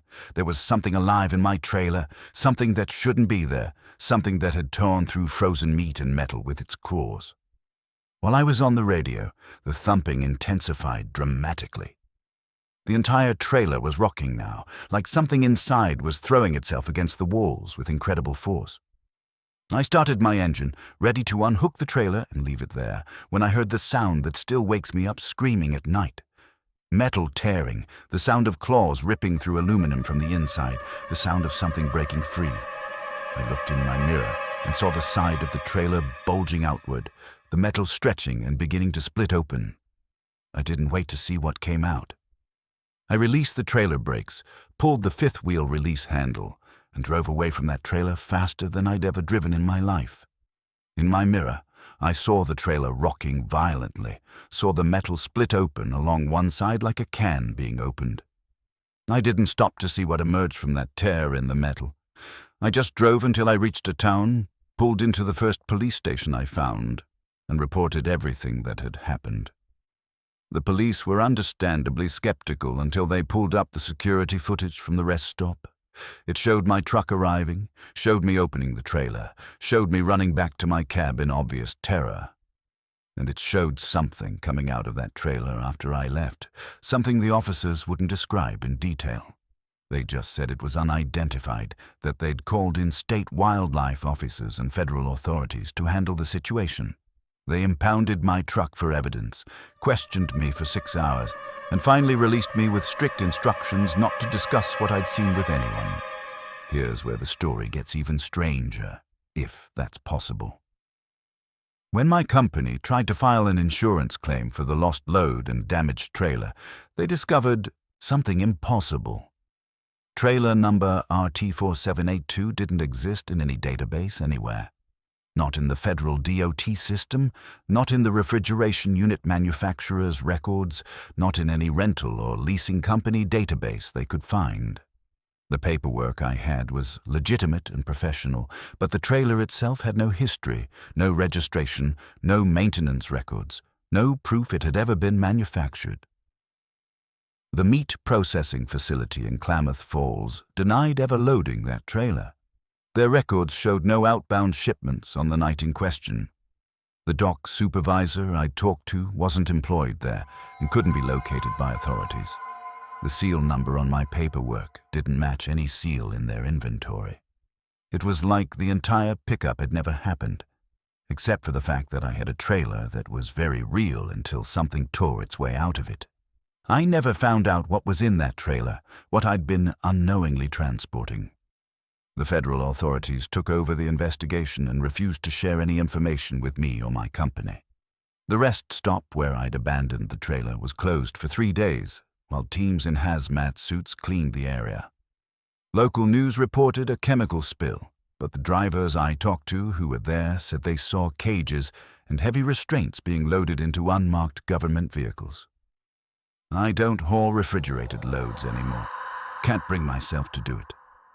Every time I see a reefer trailer, I remember that sound, the breathing, the claws on metal, the warmth coming from something that should have been frozen solid. I remember the claw marks and the way the meat was shredded and the knowledge that something was in there that shouldn't exist, shouldn't be possible. Sometimes late at night I think about what I didn't see, what came out of that trailer after I drove away. What had been sealed inside and transported to God knows where for God knows what purpose, and I think about all the other pre-sealed trailers out there, moving across the highways every day, their contents unknown and unquestioned. How many of them contain exactly what the paperwork says? And how many of them contain something else, something that's alive when it shouldn't be? Something with claws, something that's breathing in the darkness and waiting for someone to break that seal and open the door. The deputy who interviewed me was right when he said, there are things law enforcement knows about but can't touch. Things that exist in the gaps between official reality and what actually happens on these remote highways. I got lucky that day. I got away. But that trailer with its impossible cargo is still out there somewhere in my nightmares, and sometimes I wake up in the middle of the night wondering what would have happened if I hadn't run, if I'd stayed to see what emerged from that tear in the metal. Some questions are better left unanswered. Some seals are meant to stay unbroken, and some loads are carrying things that no driver should ever have to transport, no matter how much they're paying you to do it.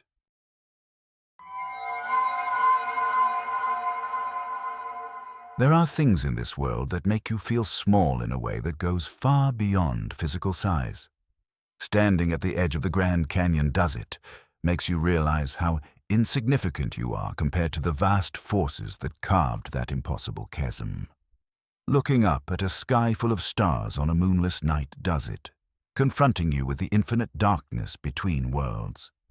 And driving Route 101 along the Oregon coast at 3 in the morning when the fog rolls in from the Pacific Ocean does it, surrounding you with something so vast and alien that your primitive brain starts screaming warnings about predators in the darkness. I'd felt that sensation dozens of times on that stretch of highway, that feeling of being utterly alone in the face of something immense and indifferent. But only once did I feel something else mixed in with that smallness, something that made every primitive survival instinct in my body scream at me to run, to hide, to get as far away as possible from whatever was moving in that fog. I was hauling produce from the farms around Salem down to distributors in southern Oregon, running the coast route because the weather report said Highway 5 was backed up with construction delays that could add hours to my delivery time. Route 101 along the coast is longer in terms of mileage, but it's scenic and peaceful, and I didn't mind the extra time behind the wheel. Watching the sun set over the Pacific Ocean beats staring at endless farmland any day of the week. I'd made this run maybe 30 times before over the years. Knew every curve and turnoff. Knew where the good coffee was and which rest stops had the cleanest facilities. The fog started rolling in around Cannon Beach, which wasn't unusual for that time of year. October on the Oregon coast means fog, sometimes so thick you can barely see the center line of the highway. It rolls in off the ocean in banks that look solid enough to walk on, reducing visibility to almost nothing and making the familiar world feel like it's shrinking down to just you and 20 feet of wet pavement. I'd driven through plenty of coastal fog before without any problems. This felt different from the very beginning, wrong in ways I couldn't immediately identify. Normal fog usually has some variation to it. Some places where it's thinner and you can see a little farther. Some places where it thickens up but then clears again as you drive through it. This fog was like driving into a solid wall. One moment I could see the ocean on my left and the forested hills on my right. Familiar landmarks I'd passed countless times. The next moment I was completely blind except for my own headlights, reflecting back at me from the white void that had swallowed the world. I slowed down to maybe 30 miles per hour, which felt too fast, but stopping wasn't a realistic option. There was nowhere to pull over safely, and sitting still on a highway in zero visibility is asking to get rear-ended by the next vehicle that comes along. The temperature inside my cab dropped suddenly, at least 10 degrees in the span of maybe 20 seconds. I could see my breath condensing in the air, which didn't make sense because my heater was running at full blast. The windows started fogging up on the inside, and when I reached out to wipe the windshield clear, the glass was ice cold. Not just cool from the outside air, but genuinely cold, like I'd touched metal that had been sitting in a freezer.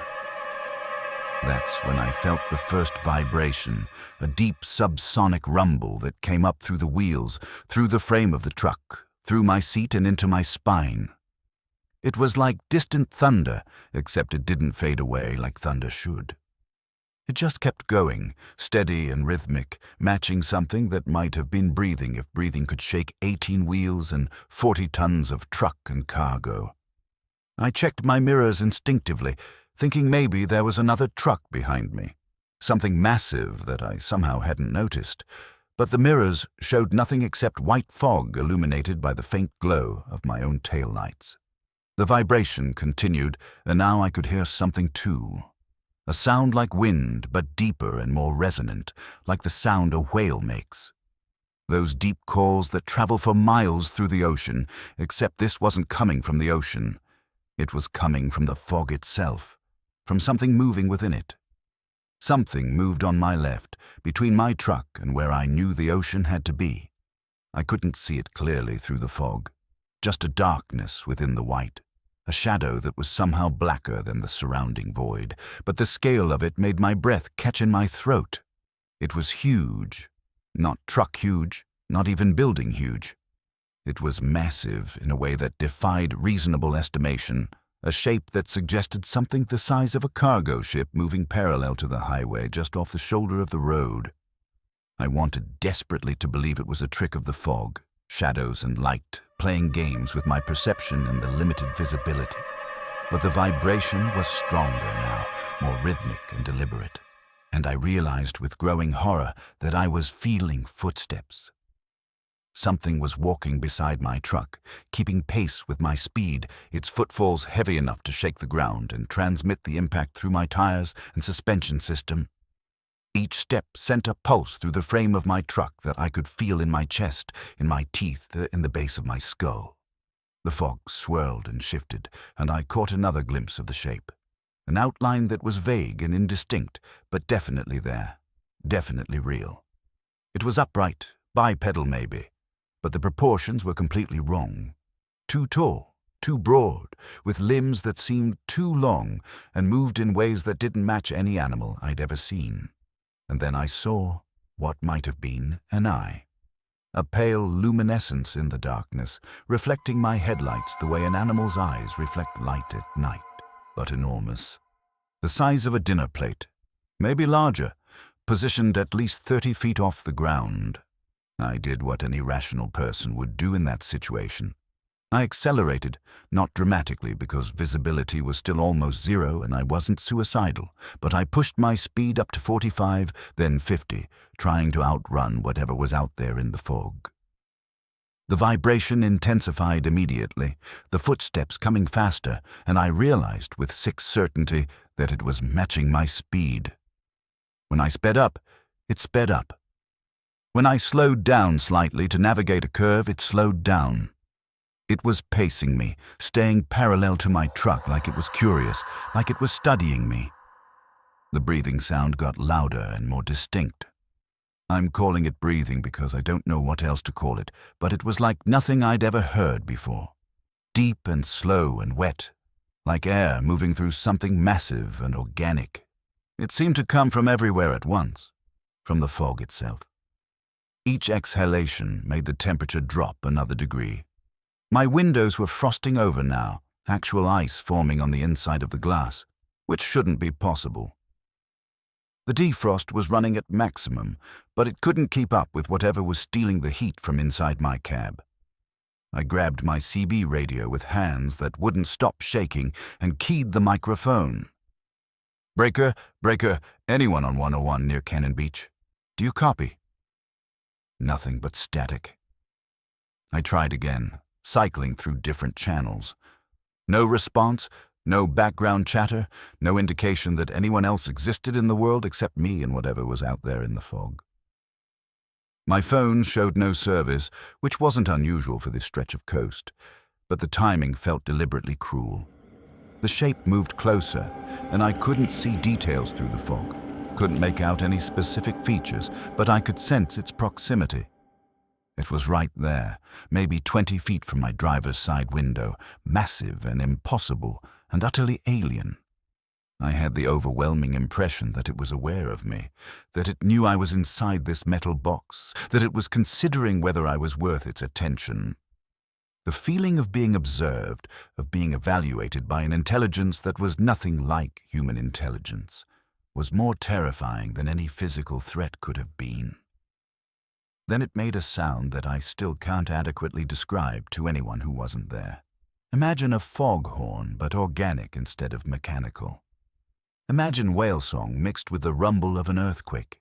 Imagine a sound so deep that you feel it in your internal organs, that makes your vision blur and your inner ear rebel and your heart skip beats. That sound filled the world, vibrated through the fog, through my truck, through my body.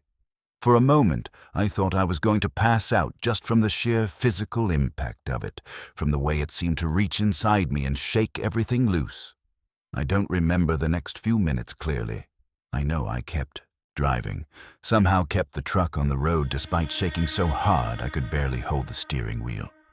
The shape stayed with me, moving through the fog with a fluid grace that something that size shouldn't possess. Sometimes it was close enough that I could feel the displacement of air when it moved.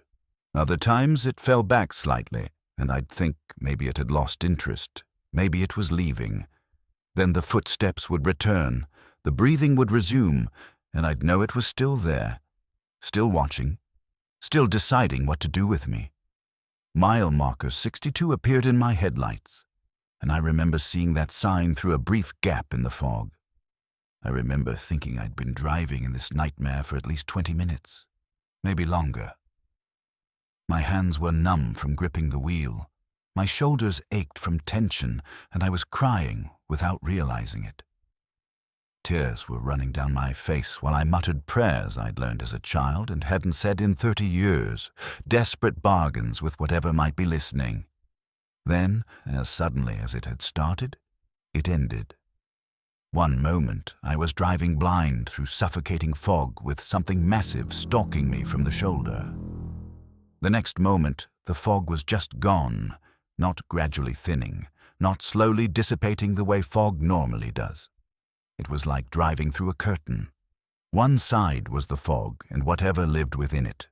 The other side was clear night air with stars visible overhead and the highway stretching out ahead of me, empty and normal and reassuringly mundane. I looked in my mirrors and saw the fog behind me, a solid wall of white that ended at a specific point on the highway like someone had drawn a line.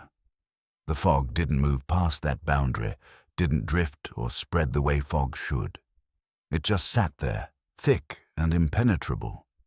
And I swear I could see something massive moving inside it, a shadow darker than the surrounding white, pacing back and forth along that invisible boundary like it couldn't or wouldn't cross into the clear air beyond.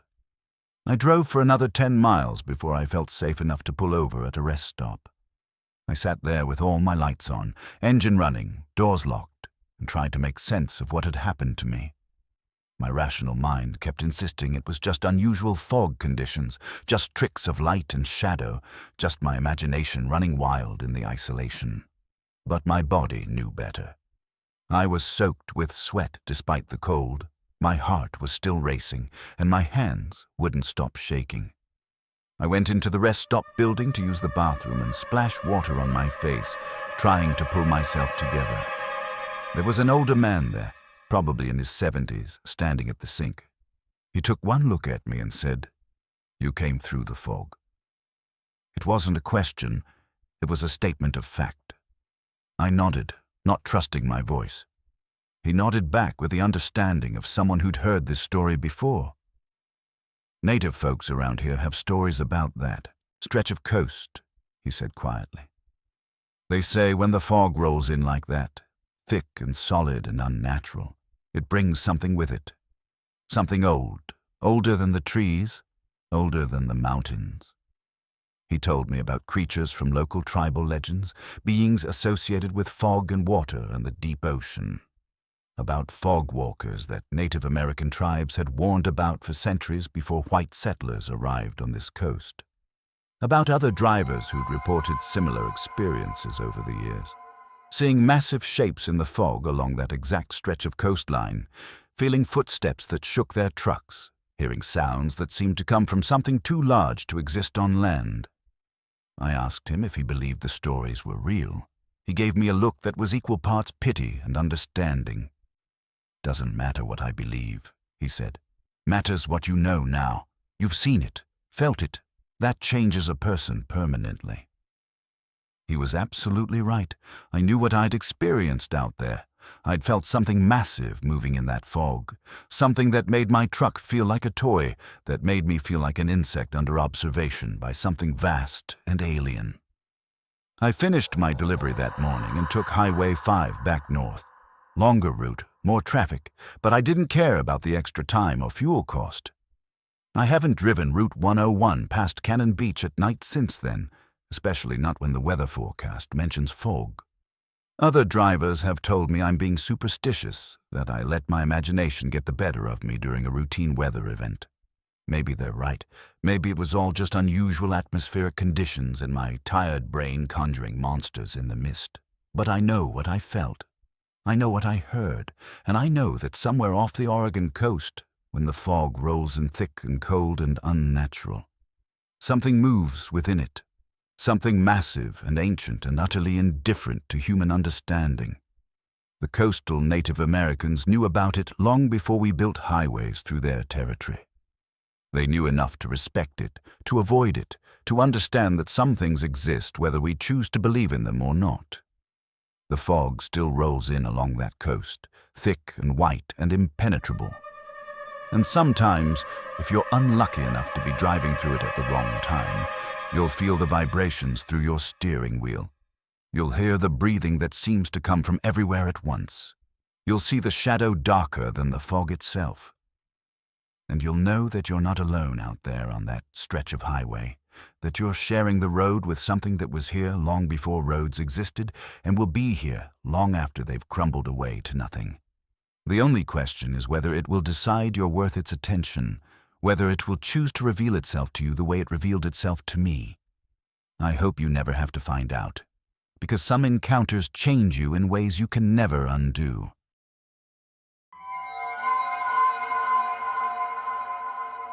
Loneliness is the default state for long-haul truckers, something you learn to accept as part of the job. The hours and hours alone in your cab with nothing but highway stretching ahead and your own thoughts for company. That's why when you find a convoy, when you fall in with other trucks heading the same direction and everyone's chatting on the CB radio, it feels good in a way that's hard to describe.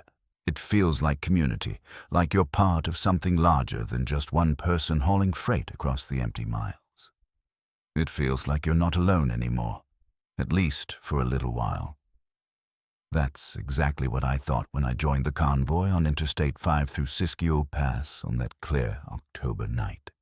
7 trucks running together, voices friendly and familiar on the radio, everyone watching out for each other and sharing information about road conditions ahead. It felt good, felt normal, felt like exactly what I needed after weeks of running solo routes. It felt good right up until the moment I realized none of them should have been there, that I'd somehow joined a convoy that had been dead for 17 years. I was southbound from Portland to Sacramento, hauling electronics through some of the most dangerous highway in the Pacific Northwest. Siskiyou Pass sits at over 4,000 feet elevation on the California-Oregon border, with grades steep enough to burn out brakes and curves, sharp enough to flip a truck if you take them too fast or don't respect the physics involved. More than half the serious accidents on that stretch involve commercial trucks, drivers who underestimated the mountain or overestimated their abilities. I'd made the run dozens of times over the years, and I always approached the pass with the respect and caution it demanded. It was just past midnight when I started the climb toward the summit, my loaded trailer making the diesel engine work harder as we gained elevation. Traffic was light, which was normal for that time of night in late October. Most of the tourist traffic was long gone, and the commercial traffic was spread out across the night hours. I had my CB tuned to Channel 19, the standard trucker channel, listening to occasional chatter from other drivers scattered across the interstate system. That's when I heard the call that would change everything. Any southbound trucks approaching Siskiyou? We got a convoy forming up at milepost 46 if you want to join. Running steady at 60, looking out for bears and road conditions. I keyed my microphone immediately. This is southbound at milepost 42. I'll catch up to you boys in a few minutes. What's your handle? The response came back friendly and relaxed, exactly what you'd expect from experienced drivers. This is Roadrunner. We got 6 trucks already. 1 more makes 7. Lucky number. Come on back when you catch up. I felt that familiar warmth of finding company on a lonely stretch of road. Running in a convoy meant shared information about weather and road conditions, someone to talk to during the long hours, and the safety that comes with numbers if anything went wrong mechanically or weather-wise. I caught up to them just south of the summit, and the sight of all those trucks running together, their lights stretching out down the highway in perfect formation, made me smile. I pulled into position at the back of the convoy and keyed my microphone. This is the new guy, handles Mountain Man. Appreciate you letting me join up. The responses came back from different voices, each driver introducing themselves with the casual professionalism I was used to. Roadrunner, Steel Horse, Night Owl, Big Bear, Diesel Dave, and Rolling Thunder. Standard trucker handles, friendly tones, nothing unusual about any of it. We ran like that for maybe 20 minutes, everyone maintaining proper speed and spacing, with occasional chatter on the CB about weather conditions and road hazards ahead. Professional drivers doing what professional drivers do, sharing information and looking out for each other. That's when I started noticing things that felt slightly off. Small inconsistencies that my conscious mind tried to dismiss, but my subconscious kept flagging as wrong. Night Owl mentioned checking in at a way station that I knew had been closed for renovations for the past 6 months. Steel Horse talked about fuel prices at a truck stop that had burned down 3 years ago and been replaced by a completely different chain. Little discrepancies that I told myself I was misremembering or misunderstanding. Then Big Bear made a reference to the new president and said something about policies I didn't recognize.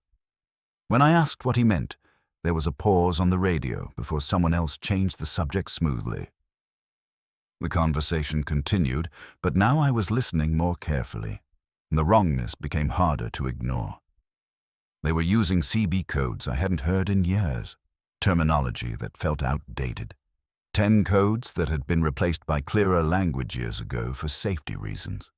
References to regulations and procedures that didn't match current Department of Transportation requirements. I started paying more attention to the trucks themselves, studying them in my headlights and mirrors. The one directly in front of me was a Peterbilt, but the model looked wrong somehow. The taillights were configured differently than current models, and the proportions seemed slightly off, like seeing a familiar face that's been subtly altered.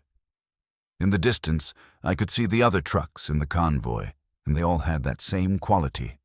Recognizable, but wrong, like looking at vehicles through slightly distorted glass. The conversation on the CB got stranger as I listened more carefully. Roadrunner mentioned making a delivery to a company I knew had gone out of business in 2015. Diesel Dave talked about his wife waiting for him at home, then mentioned a street address in a town where that entire street had been demolished for a new bypass construction project. Rolling Thunder complained about new regulations that I'd never heard of, rules that didn't match any current DOT requirements I was familiar with. I tried to rationalize what I was hearing. Maybe they were talking about old times, sharing memories from their early days in the industry. Maybe I was misunderstanding references or mishearing details over the radio static. But there was something about the way they spoke. The casual, present tense way they discussed things that didn't exist anymore, that made my skin crawl with unease. And when I really focused on listening, their voices had a quality I couldn't quite identify. Not quite echo, not quite static, but something that made them sound like they were coming from much farther away than just a few hundred feet ahead of me on the highway. I checked my CB radio settings, making sure I was on the right channel and receiving clearly. Channel 19, clear signal, everything normal according to my equipment. But the feeling of wrongness kept growing stronger with each passing mile. I found myself watching the trucks ahead more carefully, and I realized something that made my hands tighten on the steering wheel. They were maintaining absolutely perfect spacing between vehicles. Not the slight variations you'd expect from different drivers, adjusting their speed and following distance, but exact, precise distances. Like they were linked together electronically. Like they were one entity instead of 7 individual vehicles operated by 7 different human beings. Steelhorse started telling a story about a close call he'd had the previous week on a stretch of highway that was currently under major construction and had been for the past year. He described landmarks and exits that had been changed or removed during the construction project. Night Owl chimed in with his own version of the same story, mentioning details that matched too perfectly, like they were reciting from a script instead of sharing genuine personal experiences. The conversation had a rehearsed quality now that I was listening for it, like actors performing lines they'd memorized, rather than real people having spontaneous conversations. I decided to test something, to see if my growing suspicions were justified. I keyed my microphone and asked a specific question designed to catch them in an inconsistency. "Hey, Roadrunner, you ever stop at the Flying J and Weed, the new one they built last year?" There was a long pause, longer than a simple question about truck stops should generate. Then Roadrunner's voice came back, but it sounded different somehow. Flatter, less natural than before. "Yeah, we stop there all the time. Good coffee." But there was no Flying J and Weed. I'd made that up completely. Invented a truck stop that didn't exist to test whether they were really familiar with current conditions. And he'd answered like it was real. Like he'd been there many times. The convoy started taking an exit, all 7 trucks moving in synchronized precision that was unlike anything I'd ever seen from real drivers. The CB crackled with Roadrunner's voice. "We're pulling off for fuel. You coming with us, Mountain Man?" I looked at the exit number as we approached it. Exit 38. But according to my GPS and my memory of this route, there was no exit 38 on this stretch of Interstate 5. The exits jumped from 40 to 36 with nothing in between, a gap I'd noticed and remembered from previous runs. Yet there it was, an off-ramp with a clear sign showing exit 38. And all 6 trucks ahead of me were taking it like it was the most natural thing in the world. I stayed on the highway, some primal instinct screaming at me not to follow them, not to take that exit that shouldn't exist. In my rearview mirror, I watched the trucks disappear down the ramp one by one, their lights vanishing into darkness. The CB went silent immediately. No final goodbyes, no acknowledgement that I'd chosen not to follow. No questions about why I was continuing on the main highway. Just empty static on Channel 19 like those voices had never existed at all. I drove for another 10 miles in complete silence, my heart pounding and my hands shaking, before I pulled into a legitimate rest area that I knew was real. I needed to process what had just happened, needed to convince myself I wasn't losing my mind.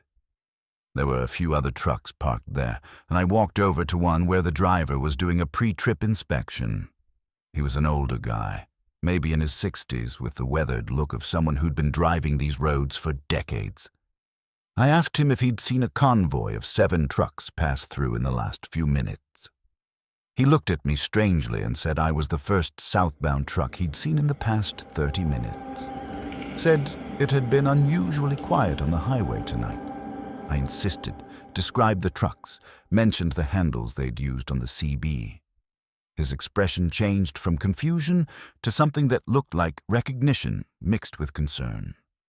"Son, when did you see these trucks?" he asked quietly. I told him, gave him the timeline, explained about joining the convoy, and then watching them take an exit that didn't exist. He was quiet for a long moment, then pulled out his phone and showed me a news article from 2008. The headline made my blood run cold. 7 truckers killed in convoy crash on Siskiyou Pass. The article described how a convoy of 7 trucks had crashed during a winter storm, all 7 drivers killed when they lost control on the descent and went off the embankment together. The article listed their names and their CB handles: Roadrunner, Steel Horse, Night Owl, Big Bear, Diesel Dave, Rolling Thunder, and one more I hadn't mentioned to the old driver. One I'd somehow forgotten hearing on the CB. Shadow Rider. I pulled up my own phone and started checking the details, cross-referencing everything I'd heard. Every inconsistency I'd noticed, every outdated reference, every wrong detail matched the world as it existed in 2008, not 25. The regulations they'd mentioned, the companies they'd talked about making deliveries to, the truck models I'd seen, all of them consistent with 2008 technology and business conditions, not current reality. I'd been running with trucks that existed 17 years ago, driven by men who'd been dead for 17 years, somehow still out there on Siskiyou Pass, still running their routes, still looking for other drivers to join their eternal convoy. The old driver told me other truckers had reported similar experiences over the years. Seeing a convoy on Siskiyou Pass late at night, running with them for a while, then realizing something was fundamentally wrong. Some drivers said they'd followed the convoy off the highway and found themselves on roads that didn't exist on any map. Others, like me, had the sense to stay on the interstate and watch the ghost convoy disappear into whatever dimension they'd emerged from. I got back in my truck and pulled up my dash cam footage, which records continuously and stores the last 48 hours. I scrolled back to the time when I'd been running with the convoy, expecting to see proof of what I'd experienced. The video showed my truck driving alone down Interstate 5. No trucks ahead of me, no convoy, no exit 38. Just my truck, solitary on an empty highway, with my voice on the CB talking to no one, having one-sided conversations with static and empty air. But here's what made me question everything I thought I knew about reality. My CB radio's recording function, which I keep running to document traffic conditions and road issues, had captured the conversations. All of them. Every voice, every outdated code, every impossible reference. The audio was there, clear and distinct, proving I hadn't imagined the voices. The cameras showed I was alone, but the audio proved I wasn't. 2 pieces of evidence that contradicted each other completely. I finished my delivery in Sacramento and drove back north 2 days later. When I approached Siskiyou Pass, I watched for exit 38, half expecting it to be there, half hoping it wouldn't be. It wasn't there, just the normal exits properly numbered and documented. But on my CB radio, as I crested the summit at 2 in the morning, I heard a familiar voice calling out into the night. "Any southbound trucks approaching Siskiyou? We got a convoy forming up if you want to join." Roadrunner's voice, friendly and inviting, calling for trucks to join a convoy that died in 2008. I didn't respond this time. I drove the pass alone, watching my mirrors, half expecting to see 7 sets of headlights appear behind me. They didn't appear, but I heard them on the CB for the next 30 miles. Having conversations about a world that doesn't exist anymore, making plans to stop at truck stops that have been demolished, discussing regulations that have been replaced, living out their last run over and over again in an endless loop. I don't know what I encountered on Siskiyou Pass that night. Maybe it was some kind of temporal echo, a recording in the fabric of the highway itself that replays under certain atmospheric conditions. Maybe those 7 drivers are still out there, still running their routes, unaware that they died 17 years ago.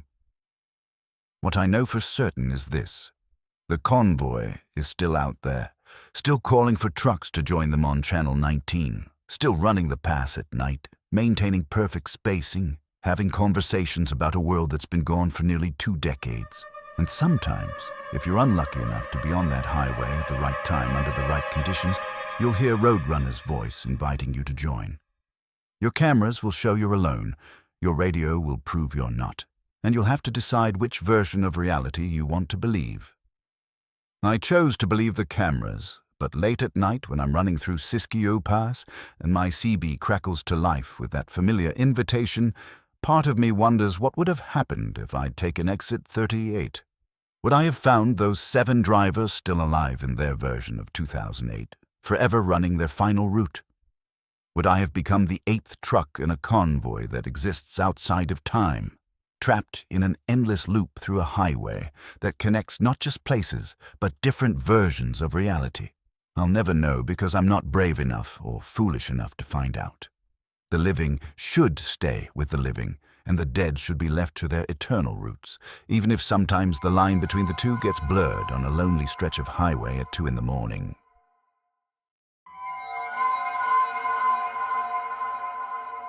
A permanent reminder that something happened to me that night, something I can't remember and can't explain, something that left physical evidence I carry with me every time I drive. I've tried everything to access those memories. Meditation, hypnosis, even just sitting quietly and trying to remember. Nothing works. That hour is just gone, a black hole in my timeline that I can't fill no matter how hard I try. Other drivers I've talked to who've experienced similar incidents say the same thing. The memories don't come back. You learn to live with the gap, with the knowledge that something happened that you weren't meant to remember. Or maybe something so significant that your mind couldn't process it and chose to forget rather than break under the weight of impossible knowledge. The object is still embedded in my steering wheel. I've stopped trying to remove it, accepted it as part of the truck now, part of me. Sometimes when I'm driving at night, I'll glance down at it and see strange lights reflecting in its surface, even when there are no lights around. The mechanic said that wasn't possible, that it was just my imagination or tricks of ambient light. But I know what I see. That disc is connected to whatever happened that night, and it's still active somehow, still receiving or transmitting or doing something I can't detect or understand. I check my phone compulsively now, looking for photos I didn't take, videos I didn't record, evidence that I'm losing time again. So far, nothing since that night. But the fear is always there. The fear that I'll blink and find myself somewhere else. That hours will vanish again, that I'll discover evidence of things I did and saw but can't remember. That's worse than any monster or ghost story. It's the violation of your own mind, the knowledge that you're not fully in control of your own consciousness, that something can reach into your head and steal pieces of your life without your permission or awareness. The missing time phenomenon is real. I have the evidence. 47 photos, 62 minutes of dash cam footage, tachograph data, GPS history, and a metallic object in my steering wheel that shouldn't exist. All of it proves something happened to me on Highway 26 that night, something that took an hour of my life and replaced my memories with a blank void. Whatever it was, wherever those memories went, I'll never get them back. I'll just have the evidence that they existed and the permanent reminder embedded in my steering wheel that some experiences aren't meant to be remembered. Or maybe they're too significant for our minds to hold without breaking completely.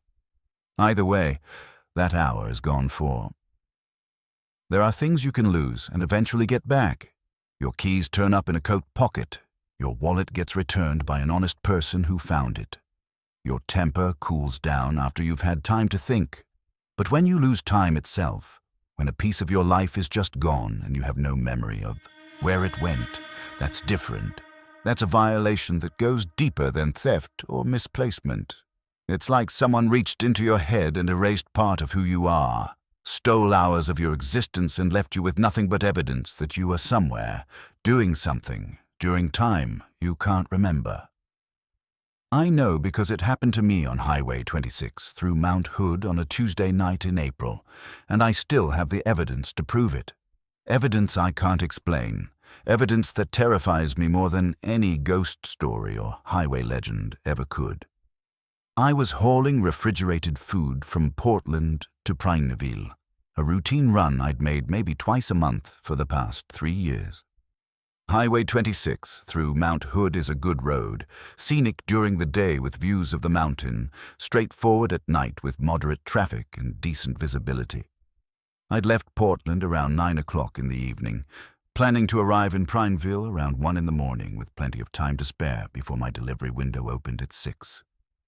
Everything was routine, everything was normal, everything was exactly the way it should be, until it wasn't. The last clear memory I have is approaching the Laurel Hill Tunnel around mile marker 40. I remember seeing the tunnel entrance clearly. Remember my headlights illuminating the concrete walls as I entered. The tunnel isn't particularly long, maybe a quarter mile. One of those mountain tunnels that cuts through a ridge to avoid a steeper grade. I remember entering it clearly. I have absolutely no memory of leaving it. My next memory is being parked in a clearing about 2 miles past the tunnel, not on the shoulder of the highway where you'd normally pull over, but actually off the road down a dirt access road I didn't remember turning onto. My truck was idling peacefully, headlights pointing at a stand of pine trees, and I was sitting in my seat with my hands on the steering wheel like I'd been driving normally.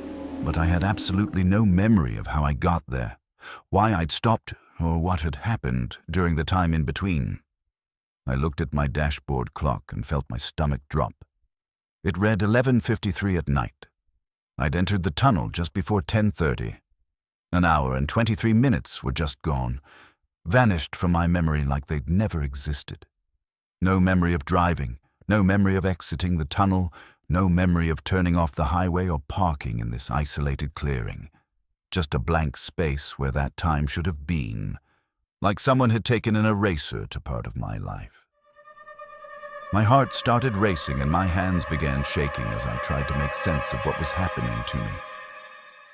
I checked my GPS, and it showed me 2 miles east of the tunnel, which matched where I appeared to be based on the landscape around me. But the route history was disturbing. It showed my truck had been stationary for exactly 62 minutes, not moving at all, completely stopped in this clearing for over an hour. But I had no memory of stopping, no memory of why I would have pulled off the highway onto what looked like a Forest Service access road. My phone was sitting in the cup holder where I always kept it while driving. When I picked it up to check for messages or missed calls, I felt my stomach drop even further. There were 47 photos in my camera roll that I didn't remember taking. I scrolled through them with mounting horror. They were all taken from inside my cab, all within the past hour according to the timestamps. Pictures of the clearing outside my truck, pictures of my dashboard and steering wheel, and pictures of the sky above the clearing. The sky photos showed something I couldn't identify or explain. Lights, but not like aircraft lights or stars. These were different, bright and moving in formations that didn't follow any pattern I recognized from normal air traffic. Some photos showed them hovering motionless. Others showed them in motion, creating streaks of light across the frame like long-exposure photography. I'd taken 47 photos documenting something in the sky above this clearing, and I had absolutely no memory of doing it. I got out of my truck on legs that felt like rubber and looked around the clearing more carefully. It was maybe 50 yards across, surrounded by dense forest with the access road leading back to the highway. The ground was covered in pine needles and patches of snow that hadn't melted yet from the last storm. That's when I saw the footprints in the snow. My boots, clearly identifiable by their distinctive tread pattern, walking in circles around my truck.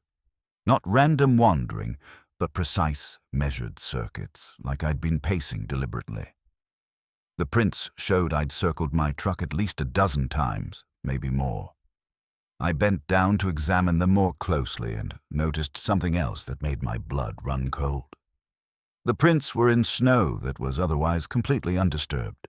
No animal tracks, no tire tracks from other vehicles. Nothing else had been in this clearing recently. Just my boots walking circles around my truck in a place I didn't remember coming to. And next to one of the clearest footprints, pressed into the snow, was a handprint. My hand, palm down, fingers spread like I'd fallen or knelt down and caught myself. But I had no memory of falling, no memory of kneeling, no memory of any of it. I went back to my truck and checked my electronic logging device, the tachograph that records every detail of a commercial vehicle's operation. Hours driven, speeds maintained, when the vehicle was in motion, when it was stopped. The data was there, precise and legally admissible. At 10:31 p.m., my truck had stopped moving. It had remained stationary for exactly 62 minutes. At 11:33 p.m., it had started moving again, driving exactly 1.8 miles before stopping at my current location. The tachograph doesn't lie. It's a federal requirement, tamper-proof, admissible, in court. According to that record, I had driven somewhere, stopped for an hour, then driven again. But I remembered none of it. My dash cam records continuously, storing footage on a loop that overwrites itself every 48 hours. I pulled up the footage with hands that wouldn't stop shaking, praying it would show me what had happened during those missing hours. The video showed me entering the tunnel at 10:29 p.m. The camera captured my truck driving through the tunnel normally, emerging on the other side, continuing down the highway. Then at 10:31 p.m., my truck turned onto the access road without signaling, without slowing down first. Just a smooth, precise turn like I'd been planning it for miles. The footage showed my truck driving down that access road and parking in the clearing exactly where I'd regained consciousness. The camera faced forward, showing the trees and the night sky above them. For 62 minutes, the camera recorded my truck sitting perfectly still. But at several points during that hour, the video showed those lights I'd photographed, bright objects moving in impossible patterns, descending until they were just above the tree line before ascending again and disappearing. The most disturbing part of the footage was a shadow that appeared on the hood of my truck at 11:17 p.m. A shadow that moved, that appeared to be a person standing in front of the truck, silhouetted against those strange lights in the sky. The shadow was my height, my build. It was me, standing in front of my truck, looking up at something in the sky. I watched myself stand there for nearly 10 minutes before the shadow moved out of frame. I had no memory of leaving my cab, no memory of standing in that clearing, no memory of looking up at anything in the sky, no memory of any of it, despite clear video evidence that I had done exactly that. I needed to get out of there immediately. I needed to get back on the highway, complete my delivery, and try to process what had happened to me. I put the truck in gear and followed the access road back to Highway 26, every shadow making me jump, every light in my mirrors making my heart race. The drive to Prinneville felt endless. I kept checking my clock obsessively, terrified that more time would disappear, that I'd blink and find myself somewhere else with no memory of how I got there. I made my delivery at 2:45 a.m., later than planned, but still before the delivery window opened. The warehouse supervisor noticed I looked shaken and asked if I was okay. I told him I was tired, that it had been a long night, which was true enough. What else could I say? That I'd lost an hour of my life and had photos and video I couldn't explain? That I'd apparently stood outside my truck photographing strange lights in the sky and had no memory of doing it? I drove to a truck stop and parked in the most well-lit spot I could find, surrounded by other trucks and people. I sat there, reviewing the evidence over and over. The photos, the video, the tachograph data, the GPS history, all of it consistent, all of it proving I'd been parked in that clearing for over an hour, all of it showing me doing things I couldn't remember. The disconnect between the objective evidence and my complete lack of memory was maddening. That's when I noticed something else that made everything worse.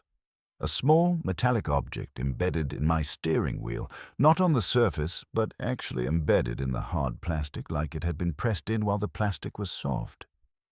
I tried to pull it out, but it wouldn't budge. It was fused to the steering wheel somehow, a smooth metallic disc about the size of a quarter, darker than chrome, with a surface that seemed to shift when I looked at it directly. I took my truck to a mechanic the next day, showed him the object, asked if he could remove it or at least identify what it was. He examined it with several tools, tried to pry it loose, and finally gave up. He said he'd never seen anything like it. The metal wasn't aluminum, wasn't steel, wasn't any alloy he recognized. and there was no way it should have been able to embed itself in hard plastic without melting or cracking the steering wheel. The plastic around it showed no signs of heat damage or stress. It was like the object had phased through solid matter and then solidified, becoming part of the steering wheel in a way that defied physics. I started researching missing time experiences online, found hundreds of accounts from people who'd lost hours of their lives with no memory of where the time went. Many of them were associated with UFO sightings in the Pacific Northwest, particularly around Mount Hood and the surrounding wilderness areas. The pattern was remarkably consistent. People would be driving or hiking, would experience a period of missing time, and would later find evidence that they'd been somewhere or done something they couldn't remember. Some reported finding marks on their bodies, strange scars or bruises they couldn't explain. Others reported electronic equipment malfunctioning or showing strange behavior after the incident. A few mentioned finding objects or marks on their vehicles that shouldn't be there. Reading their accounts felt like reading my own experience through different eyes. The same confusion, the same violation, the same evidence that something significant had happened that their conscious minds couldn't access. I had the photos analyzed by someone who specialized in digital forensics. They confirmed the photos were taken by my phone at the times indicated by the metadata, from the location shown in the images. They weren't manipulated or edited in any way. Whatever those lights were, they were real enough to be captured by a camera phone. But that didn't tell me what they were or why I'd photographed them or what had happened to me during those missing hours. The hardest part isn't the missing time itself. It's knowing that something happened to me, something significant enough that I took 47 photos and stood outside my truck for 10 minutes in a remote clearing at night. It's knowing that my body was moving, my phone was working, my eyes were seeing something important enough to document. But my conscious mind has no access to any of it. It's been locked away or erased or hidden behind some barrier I can't cross, no matter how hard I try. I still drive Highway 26 regularly because it's part of my job, and avoiding it would raise questions I don't want to answer. But every time I approach that tunnel around milepost 40, my hands tighten on the steering wheel, and I feel that metallic disc embedded in the plastic. There, and I'm left with the evidence of my own actions that I can't recall.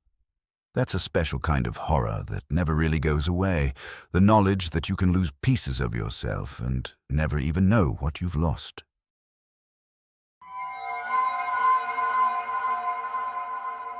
Wrong turns happen to every driver eventually. You miss an exit, take a detour that doesn't go where you thought it would, end up on a back road that adds unexpected time to your delivery schedule. It's annoying and sometimes costly, but not usually dangerous in any serious way. You figure out where you went wrong, get back on track, maybe lose an hour or two. That's what I thought when my GPS glitched on Highway 20 in eastern Washington and routed me down what looked like a poorly maintained county road.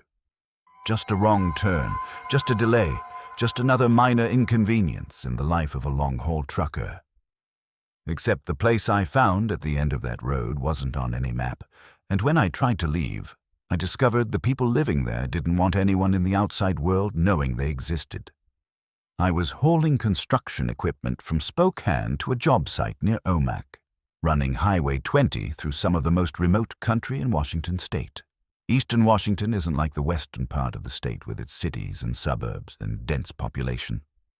This is high desert country, sagebrush, mountains, and vast empty spaces where you can drive 30 miles without seeing another vehicle or any sign of human habitation. My GPS had been acting strangely all afternoon, which wasn't unusual in that terrain. The screen would flicker, lose satellite signal for a few seconds, then reconnect, showing me in slightly different positions than where I thought I was. I'd chalked it up to the mountainous terrain, blocking signals, normal technical issues that happen when you're driving through wilderness. When the GPS told me to take a right turn onto what appeared to be a gravel county road, I hesitated. The road wasn't marked with any signs, and it looked barely maintained, more like a ranch access road than a legitimate county highway. But the GPS insisted this was my route, showing it would save me 20 minutes versus staying on Highway 20. The road was rougher than I'd expected, narrow with washboard ruts that rattled my truck and made my empty trailer bounce violently.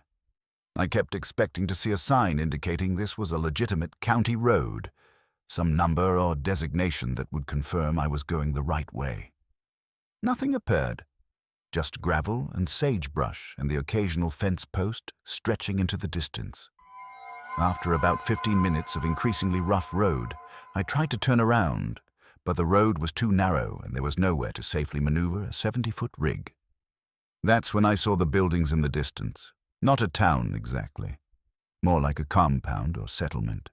30 or 40 structures arranged in a precise grid pattern in a valley that hadn't been visible from the road above.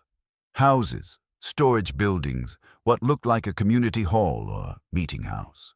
All of them were built in the same architectural style, same tan color, same basic design, like someone had planned and constructed an entire small community all at once using identical blueprints. There were vehicles parked in organized rows between the buildings, trucks, SUVs, a few cars, all arranged with military precision. I could see gardens laid out in perfect geometric patterns, solar panels on every roof, and people moving around the compound.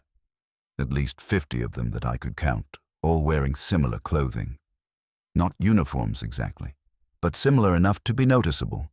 Earth tones, loose-fitting, practical clothing that looked almost like a standardized dress code. They stopped what they were doing when they heard my truck approaching. Every single one of them turned to look at me simultaneously, and the synchronization of it was deeply unsettling. Like they'd all heard the same unspoken command, like they were all connected to some kind of central nervous system.